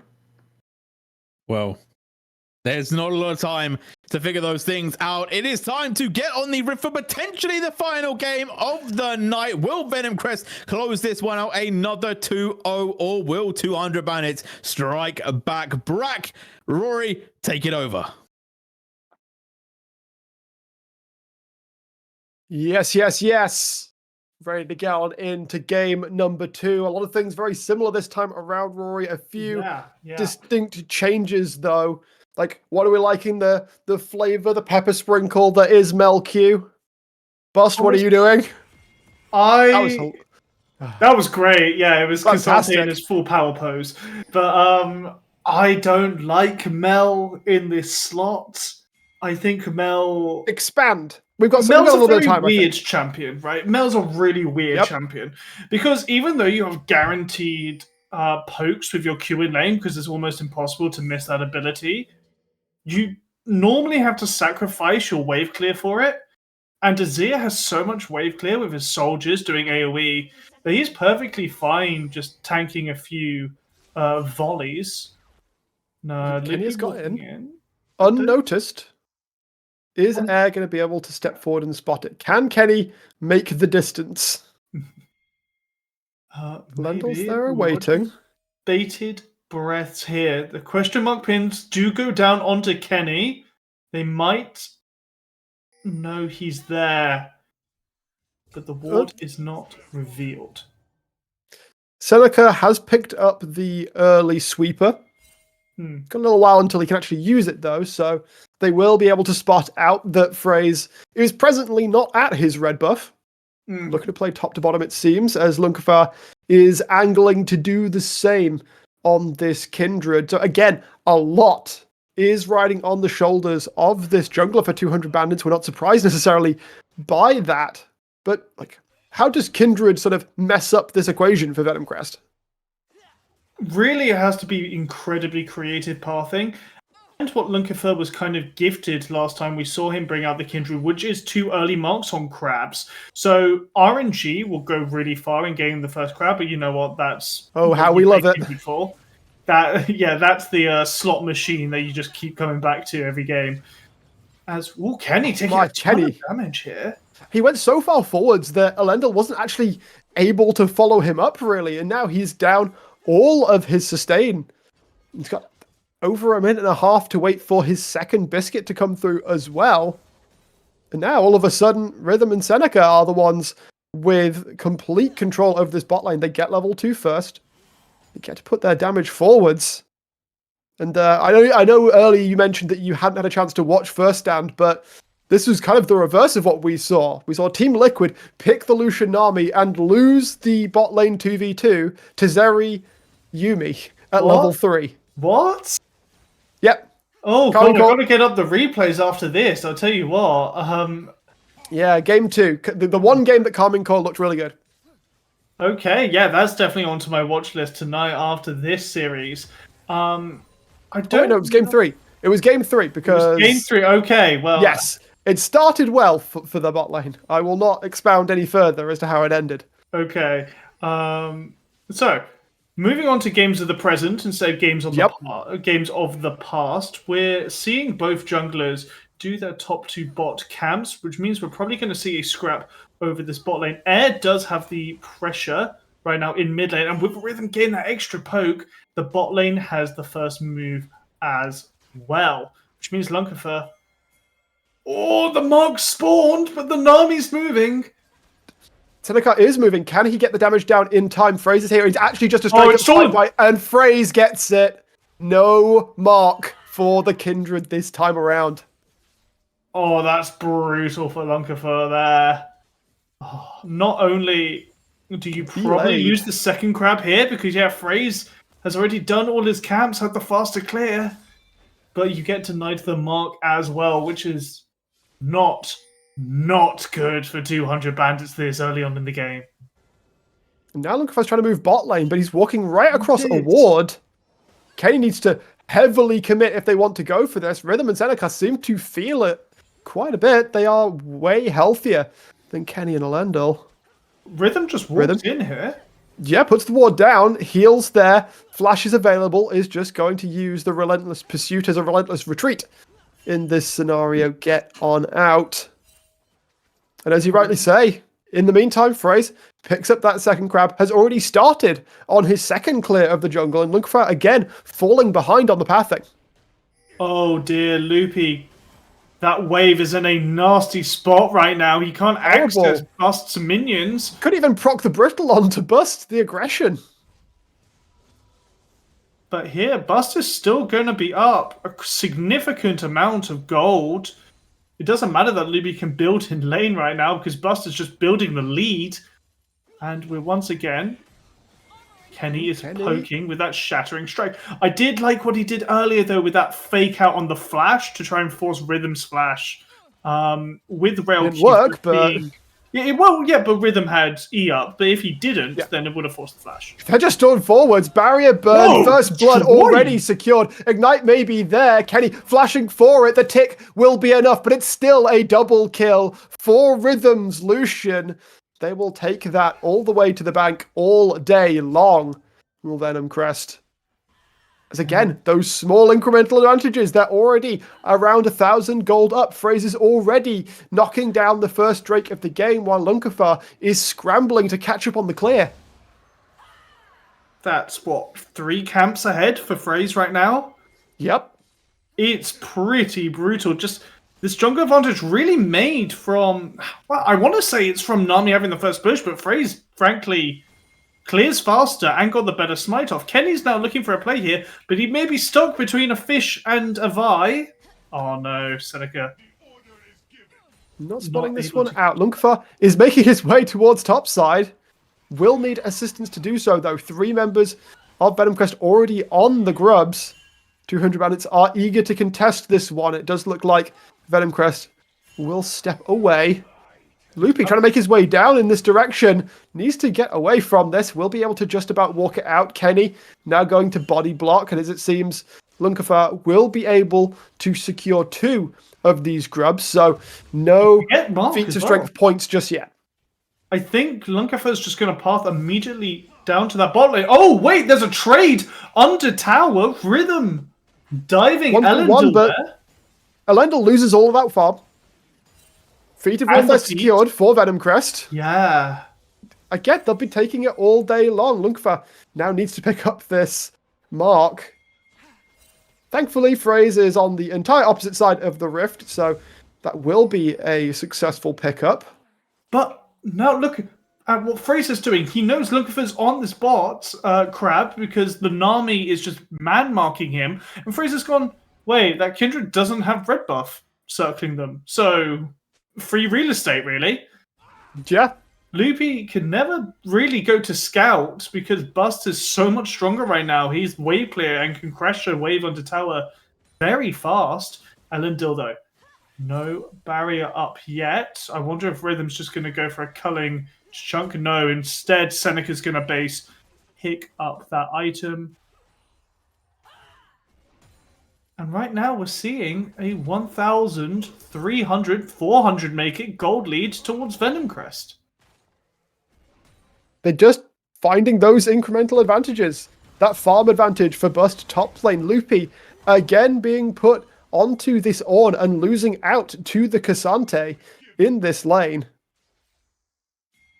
By the looks of it, this bleeding, it might be slow, but it's not slowing down. He is continuing to push forwards. Rhythm trying to turn this one around, dodges away from the True Shot barrage. There's a barrier onto Elendil. It does not do a damn thing. Rhythm will lock up and take down another one. 2 guns. No need to wait in this one. And I'm sorry, Kenny, but I think you're about to die soon unless Lunkafer can get over to you quick enough. Sending on back to South Park. He's putting a decent amount of damage down, getting this done through. The turret will do some work, but the culling is a simple fade away. Sanaka will be able to step out as well. Lunkafer not able to assist on the play. And again, the snakes. It just in every single... Yeah, crevice. But I feel like Kenny is just playing way too aggressive this series as a whole on the Maokai in game 1 and now on that tower dive. Like, I'm a bit confused why he's really walking up. Like, yeah, he got the E auto on the Lucian, but that's not really going to do anything. He got the flip, but Lucian didn't have aggro, so it's like, great. Now you've used all your crowd control.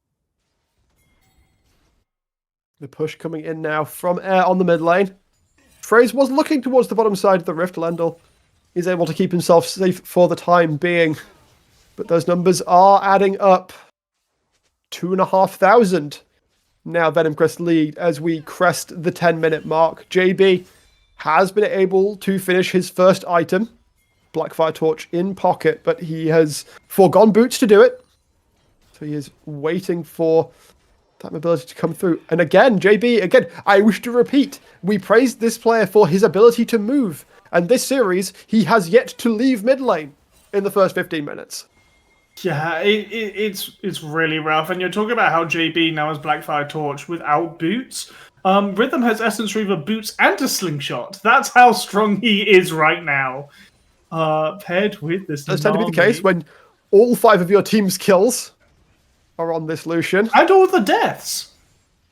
So, yeah. He's really doing all the heavy lifting as far as the scoreboard goes. Yeah, he's like, I want 100% participation all of the time. As phrase now. That's probably in Venom Crest's favour. Probably, yeah. I unless the shutdown mechanic is really gone awry, Venom Crest are very much benefiting here. As we're seeing Loopy taking a trade here. Lunkafor is in the brush. Loopy is decently tanky, but with the all-out coming through, the true damage is just too much. Fraze has an ultimate available as well. Lunkafar's trying to make the angle out. Can't even put down the Lamb's Respite as it's 2 kills onto Fraze. Meanwhile, in the bot lane, Kenny has died again. In Elendil's absence. Last game ended 28-50. This match, falling away from them quickly this time. We're already stacking up towards a 5,000 gold lead for Venom Crest. Oof. Bust is busting through this top lane turret, already over 1,000 gold ahead. Fraze already over 1,000 gold ahead. The only place there is not 1,000 gold lead is in the mid lane, and that's because JB has had to just stay in mid, and they've almost had just a gentleman's agreement with Air. It's like, okay, we'll trade the occasional ability back and forth, but for the most part, we are just invalidating each other in the game, which is an upside for Venom Crest. But that's the issue with Mel. She's just a do-nothing champ for the first 15 to 20 minutes of the game, unless she's able just to find perfect angles and skirmishes. She just wave clears, and even her roams aren't that good because she has a very slow-moving route, and that's about it when she comes to helping her teammates win trades.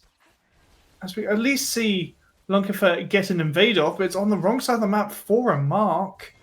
And Fraser's up 30. Already taking the red buff. Yes. Yeah, this is Fraser's red buff at this point. Yeah. Lunkifer hasn't seen this for the last 8 minutes. They are going to start off the dragon, but Sanaka and Rhythm immediately start moving out from the bot lane. Elendil can try and move and match, but remember just how strong this Lucian is. Kenny is getting utterly shredded. Elendil trying to put the damage down onto Seneca, but he is not going to be able to do anything. Lunkifer able to get in and drop down the Lamb's Respite. Phrase coming in as well. Lunkifer dropping down, taken down. Elendil jumped on by Phrase. There will be a kill taken down. JB is able to get the shutdown. Phrase still running forwards though. JB able to dodge away, trying to make space for himself, but this Vi has no need to stop. He can wait for the rebuttal to time out to shut down back across. A 5th kill for this Vi. And the dragon's still there for the taking. Yeah, at the same point I was watching top lane because I saw Loopy throw out his ults. Clearly Bust saw a favourable trade here. Might see another one actually. Loopy is able to keep himself alive. Bust taking an awful lot of tower damage. No all out remaining. But what were 200 But again, when the top lane is a nothing burger, when the mid lane is a nothing burger, that is all in favour of Venom Crest, whose gold is on their bot laner and their jungler. Well, 200 Bandits' burger in the bot lane is just on the floor, as they've been completely stomped this lane. Bust here, getting he will die down. But there is no escaping should this. Die, but Rhythm is coming in though. Look at that as well. Still trying to make the space. He is still surviving. True Shot Barrage will just about settle that one out. Rhythm going forwards, putting the damage down onto Lunkifer. He is just shepherding them away from the top lane, doing so much damage. Kenny will land a stun, but there's no follow-up damage. He will get taken down. Culling will be activated. Elendil tries to run, but he gets caught with the Tidal Wave. Rhythm still looking forwards. The movement speed from the Tidecaller's blessing. JB going to try and put that damage down. Will be able to secure the kill. Sanaka should drop as well. Don't know how much it matters though. JB able to pick up a couple of kills for himself, but draw your eyes to the bottom lane. Air is shoving. Phrase is shadowing. Loopy might not even be able to survive. This Azir damage has to get out.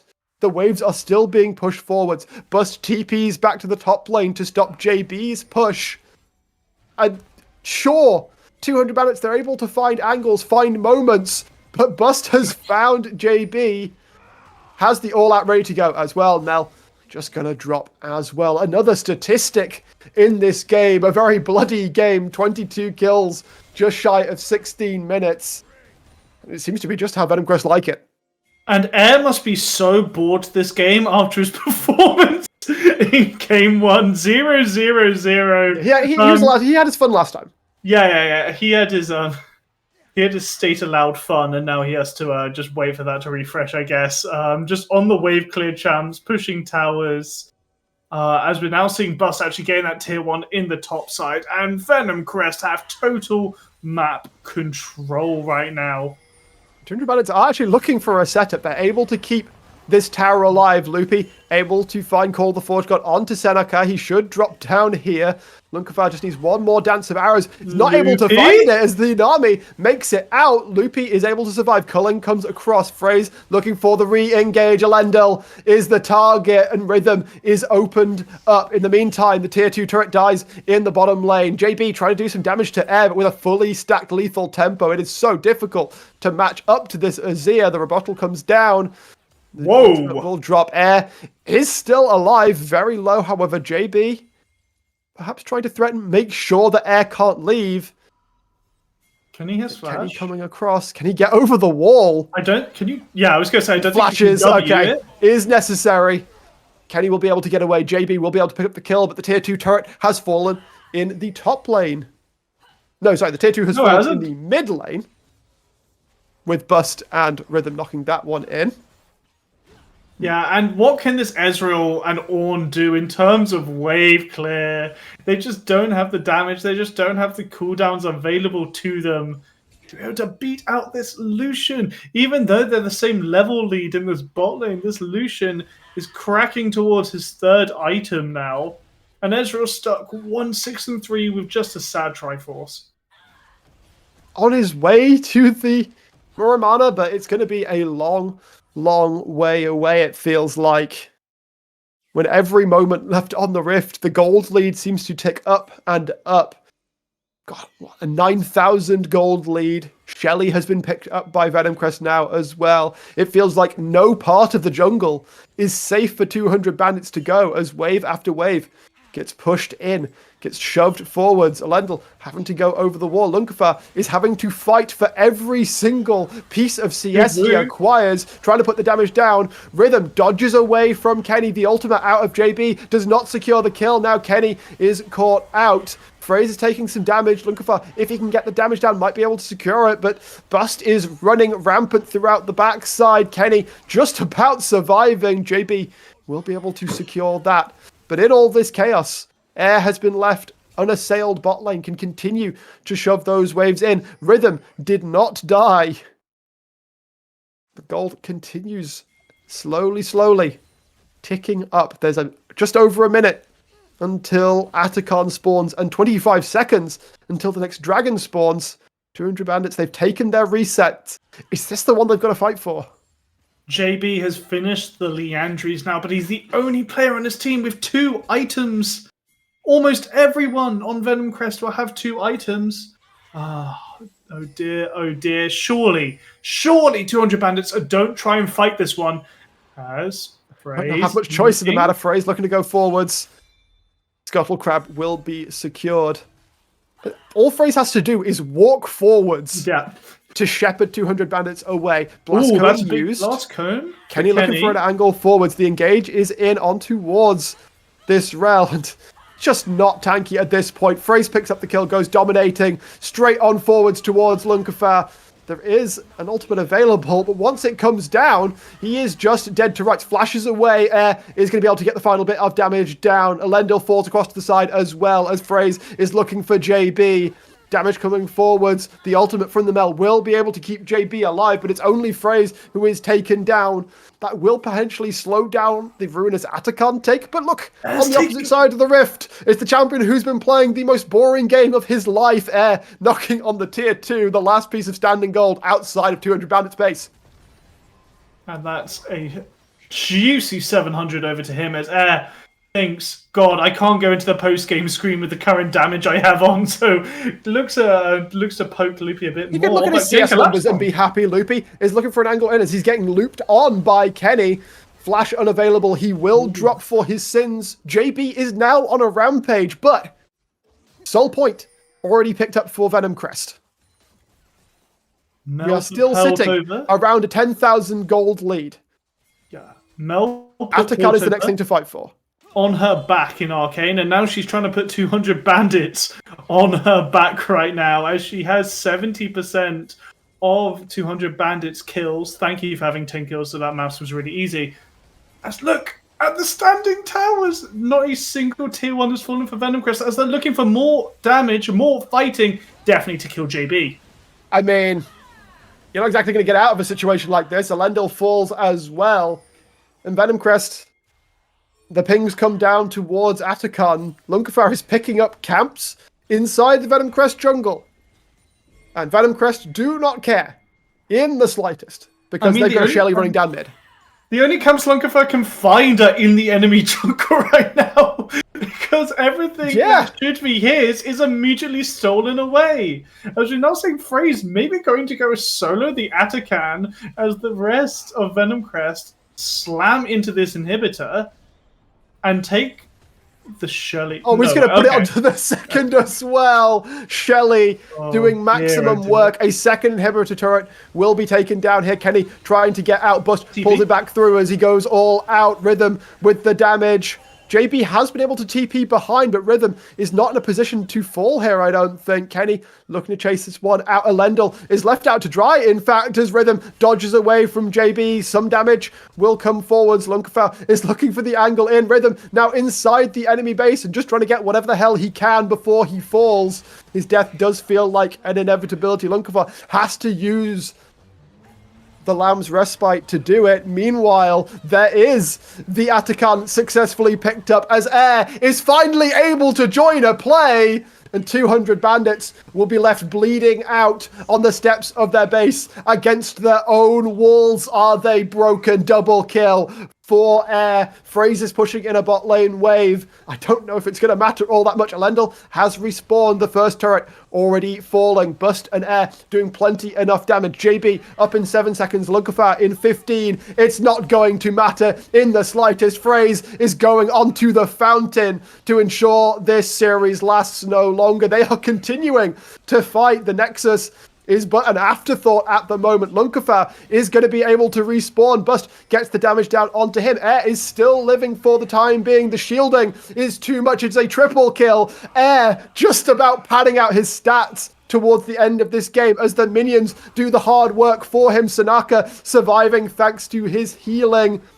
The inhibitor respawns, but the waves are still pushing in. Venom Crest still just hitting onto 200 Bandits members and letting their minions do the work painfully, excruciatingly, as with the Vipers that used to bear their name. Venom Crest, they make yet another statement. Step to us. You need to be ready because one bite is all it takes.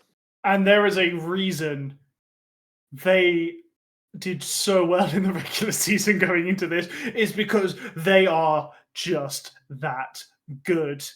What more can be said of that? A 23-minute win? When does that happen? Who wins in 23 minutes outside of a surrender? Like, they just won on every lane. Even though the Azir didn't do much for the first 15 minutes, he was still winning his lane. Yeah, he was pushing. He was allowing his team to go into the enemy jungle, and that's just as important. Yeah. I mean, brought it up throughout the game there. Yeah, you do not need to do much in mid lane if you are nullifying your opposing mid lane. And when all of your gold is on your Lucian and your Vi, just let them do their thing. Yeah. And Air did just that, farmed up a storm, got himself a bit of stat padding towards the end of the game there. Feeling very, very happy about themselves. 200 Bandits, not the end for them, of course. They will go down to the losers bracket finals to await the winner of Thursday's series, Brod and Friends or Belfast Storm. Tune in for that one. But before then, of course, we'll have the desk break it down at an interview with the victorious team. We'll see you after this.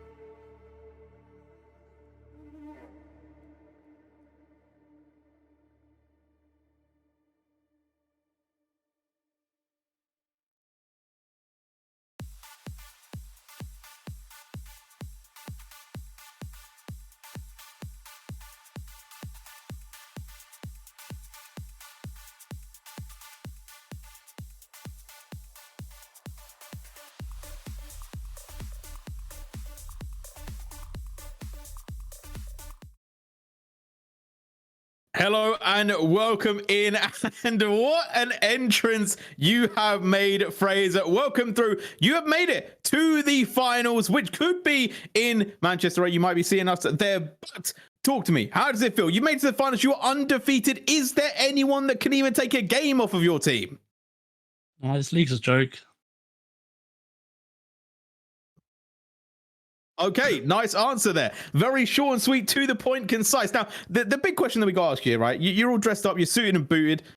Is that how you play League of Legends? Is this your solo queue attire as well? Only for stage games. So is that how we would expect to see you if we saw you in person? Yes, I'll be fully suited. Okay, a man of many words. I feel that's pretty fair. You play a champion with 2 letters in it. Is that because you don't like talking too much? Is that kind of your preferred pick due to that? Well, I wanted to pull out something spicy this game, but my coach said, nah, B1 in Vi. So I had to go with the team, sadly. We'll have to save some pocket picks for LAN, I assume, as it's fearless. So hopefully we'll see a bit more variety than just Vi every game. But yeah, for now, just Vi and winning games. Yeah, well, you guys seem to be pretty good at that. You yourself obviously had quite a big impact as well in those games, especially in that second game. I want to ask you a little side note, right? We saw the Darius being played against you. What are your thoughts on the Darius? Do you feel like it's a pick? Do you think, like, we heard that you said in the green room that your team thinks it's overrated, but what are your thoughts on the actual pick itself? I played a couple of games on Smurf, is it? Felt very strong, very strong. So the only issue is when you get focused, you just die. Not much you can do. So as a team, we just focus Darius. As soon as he dies, kind of useless. So yeah, just focus the Darius, guys. Not that strong. Okay, there we go. That's the key to success in your solo queue. If you're playing against that Darius, just focus that Darius, and that is how it will go. Phrase approved notion there. One last question for you, Phrase. You played all the teams. You've played a few of them in playoffs now. Who is the team that you want to face in the finals that is left? We cool to see Belfast Storm in the finals. They're a good group of lads, like them all. But other than that, yeah, Broad and Friends would be cool to see at LAN. Seen them a couple of times at Insomnia. They're a sound group of lads as well. No favorites from me. So just looking forward to the games. Okay, that's pretty fair. That's pretty fair. You know, fair aspirations. Belfast Storm and Broad will play each other later on this week on Thursday, so we'll definitely see who is got the potential to even go further and meet you later on. But so far, you've made it all the way through to the finals. Congratulations to you, Phrase. Do you have any final words that you want to say? Any shout outs that you want to give to people before we let you go? Yeah, shout out to my team, coaching staff, everyone. Everyone's really solid. We're undefeated, so we're just looking to lose our first game. If anyone wants to take it from us, then we'll see you at Manchester. Okay, indeed. Well, we will see you in Manchester. Congratulations. You are the first team to be a finalist. We will see you then. Thank you very much, Fraser. But we are going to go to our desk. We're going to break this one down. We're going to talk about what happened in this series, because game 1 was like Venom Crest favored. It was like a little bit close. There was some hope here. Game 2 was just Venom Crest, all green, no 200 bandits to be found. It was like, where's Waldo, looking for them. And to be honest, Temporal, it just shows the difference between Venom Crest and a lot of the other teams. Man, if 200 bandits theme wasn't like red, white, and black, that wouldn't be quite so funny. But yeah, Waldo, where are you, buddy? Venom Crest were green and mean. It was absolutely brutal. Phrase clearly meant business, playing away in his suit here. Got his shades on. Yeah. So nothing distracts him. Nothing gets in the way. It's it's an interesting one indeed to play in a suit. I don't know if it's particularly comfortable. Rev, you've seen a lot of players. You've been to a lot of LANs. You've been to a lot of events. Is that an unusual attire for anyone ever? I mean, not really, but I like to theorycraft, and I can theorycraft behind the shades at least, because Sun Tzu said that in order to beat your enemy, you have to know the enemy. Okay, and when your enemy always sees the screen colorless, you have to remove some color from your eyes. Damn, that is cold. That is cold. Get this guy to the finals. That's what I'm saying.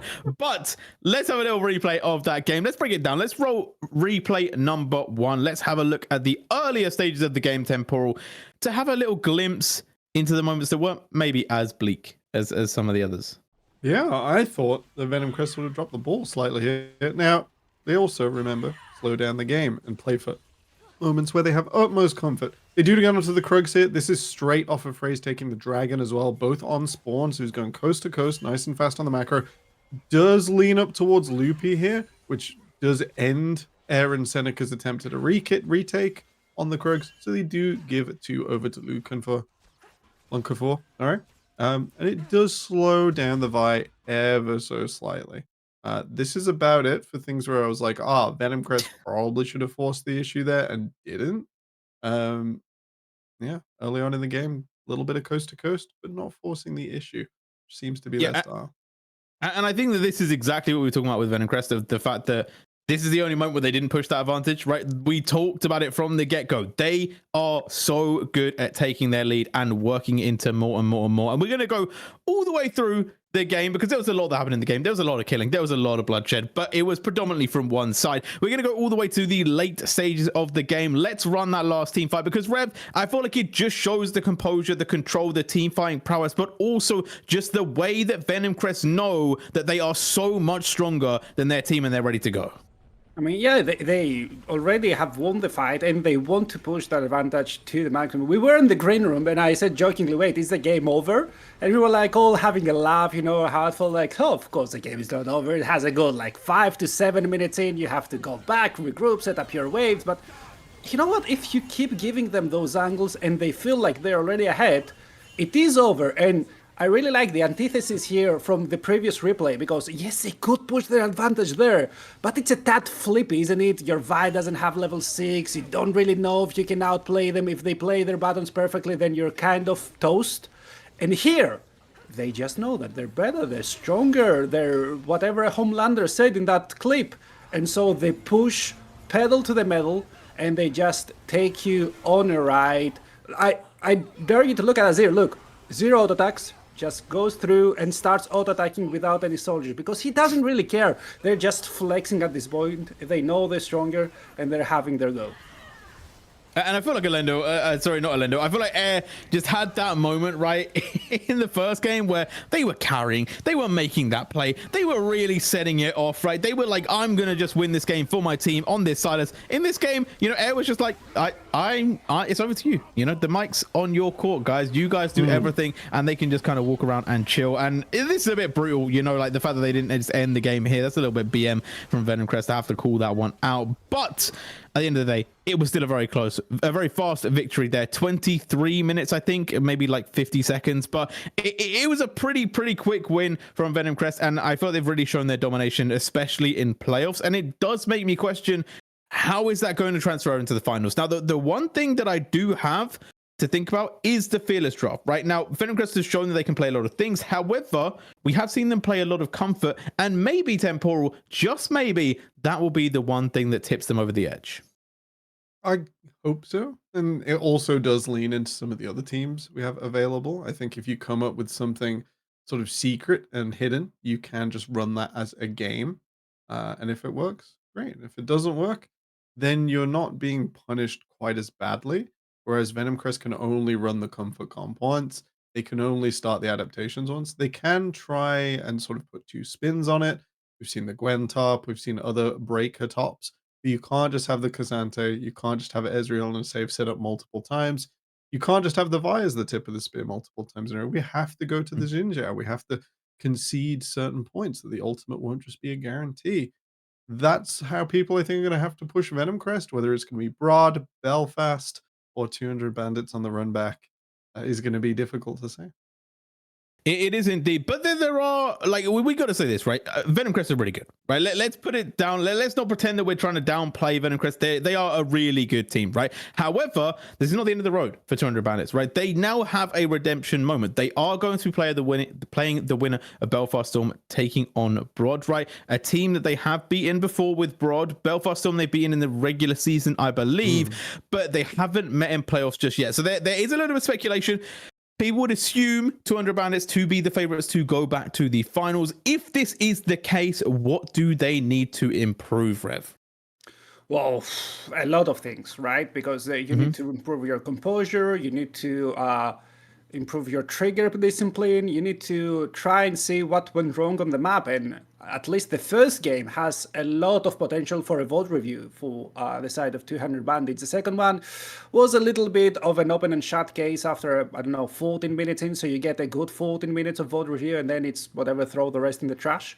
But also, you'll need to improve your nerves, because you said yourself, I've been in many lands and I've seen a lot of teams who were on paper the heavy favorites just crumble into dust and particles just by the pressure of playing on the LAN. It's completely different from being on your home PC. We saw like Fraser being in the suit, but we don't know. Maybe he's in shorts. Maybe he wears pajamas. Maybe he wears no shoes. That's a non-factor in a LAN. And you don't play from your own PC. You don't play with Discord on and just listening to your friends. You need to put yourself out there, and especially with the crowd cheering on, a lot of skills can tip in either side. You reckon that's it? It's not the shades. It's the sandals and socks. The combination hidden. Wait. Why are we implying that he wears socks with sandals? Yeah, that's how you generate the energy. You both had an immediate reaction. It has been stored within the sandals. I will say, the sock. I think it was CS:GO that banned Crocs on stage. So like maybe no, it was League. It was us. It was NA. We had gosh, who was it in NA? Yeah, it was Jojo Pune, I think, getting fined for that. It is also in CS. They did release an article saying no Crocs allowed. But it's so maybe if UKL don't make that rule, maybe Crocs is the way. They're just saying. But either way, that was our finals of the upper bracket. We now have one team locked into that finals that we played on the 23rd of March. No, 22nd even of March. If you're on the 23rd, you are late. You have missed the finals. 22nd of March indeed. And that will be played in Manchester, hopefully, but we will confirm a little bit later on that on Twitter. But either way, that was it. We now have a couple more game days. We now have a couple more matches to find out who will make it to play against Venom Crest. That has been us for today. Thank you very much to my desk. Thank you very much to my casters. Thank you very much to my production. We will see you on Thursday.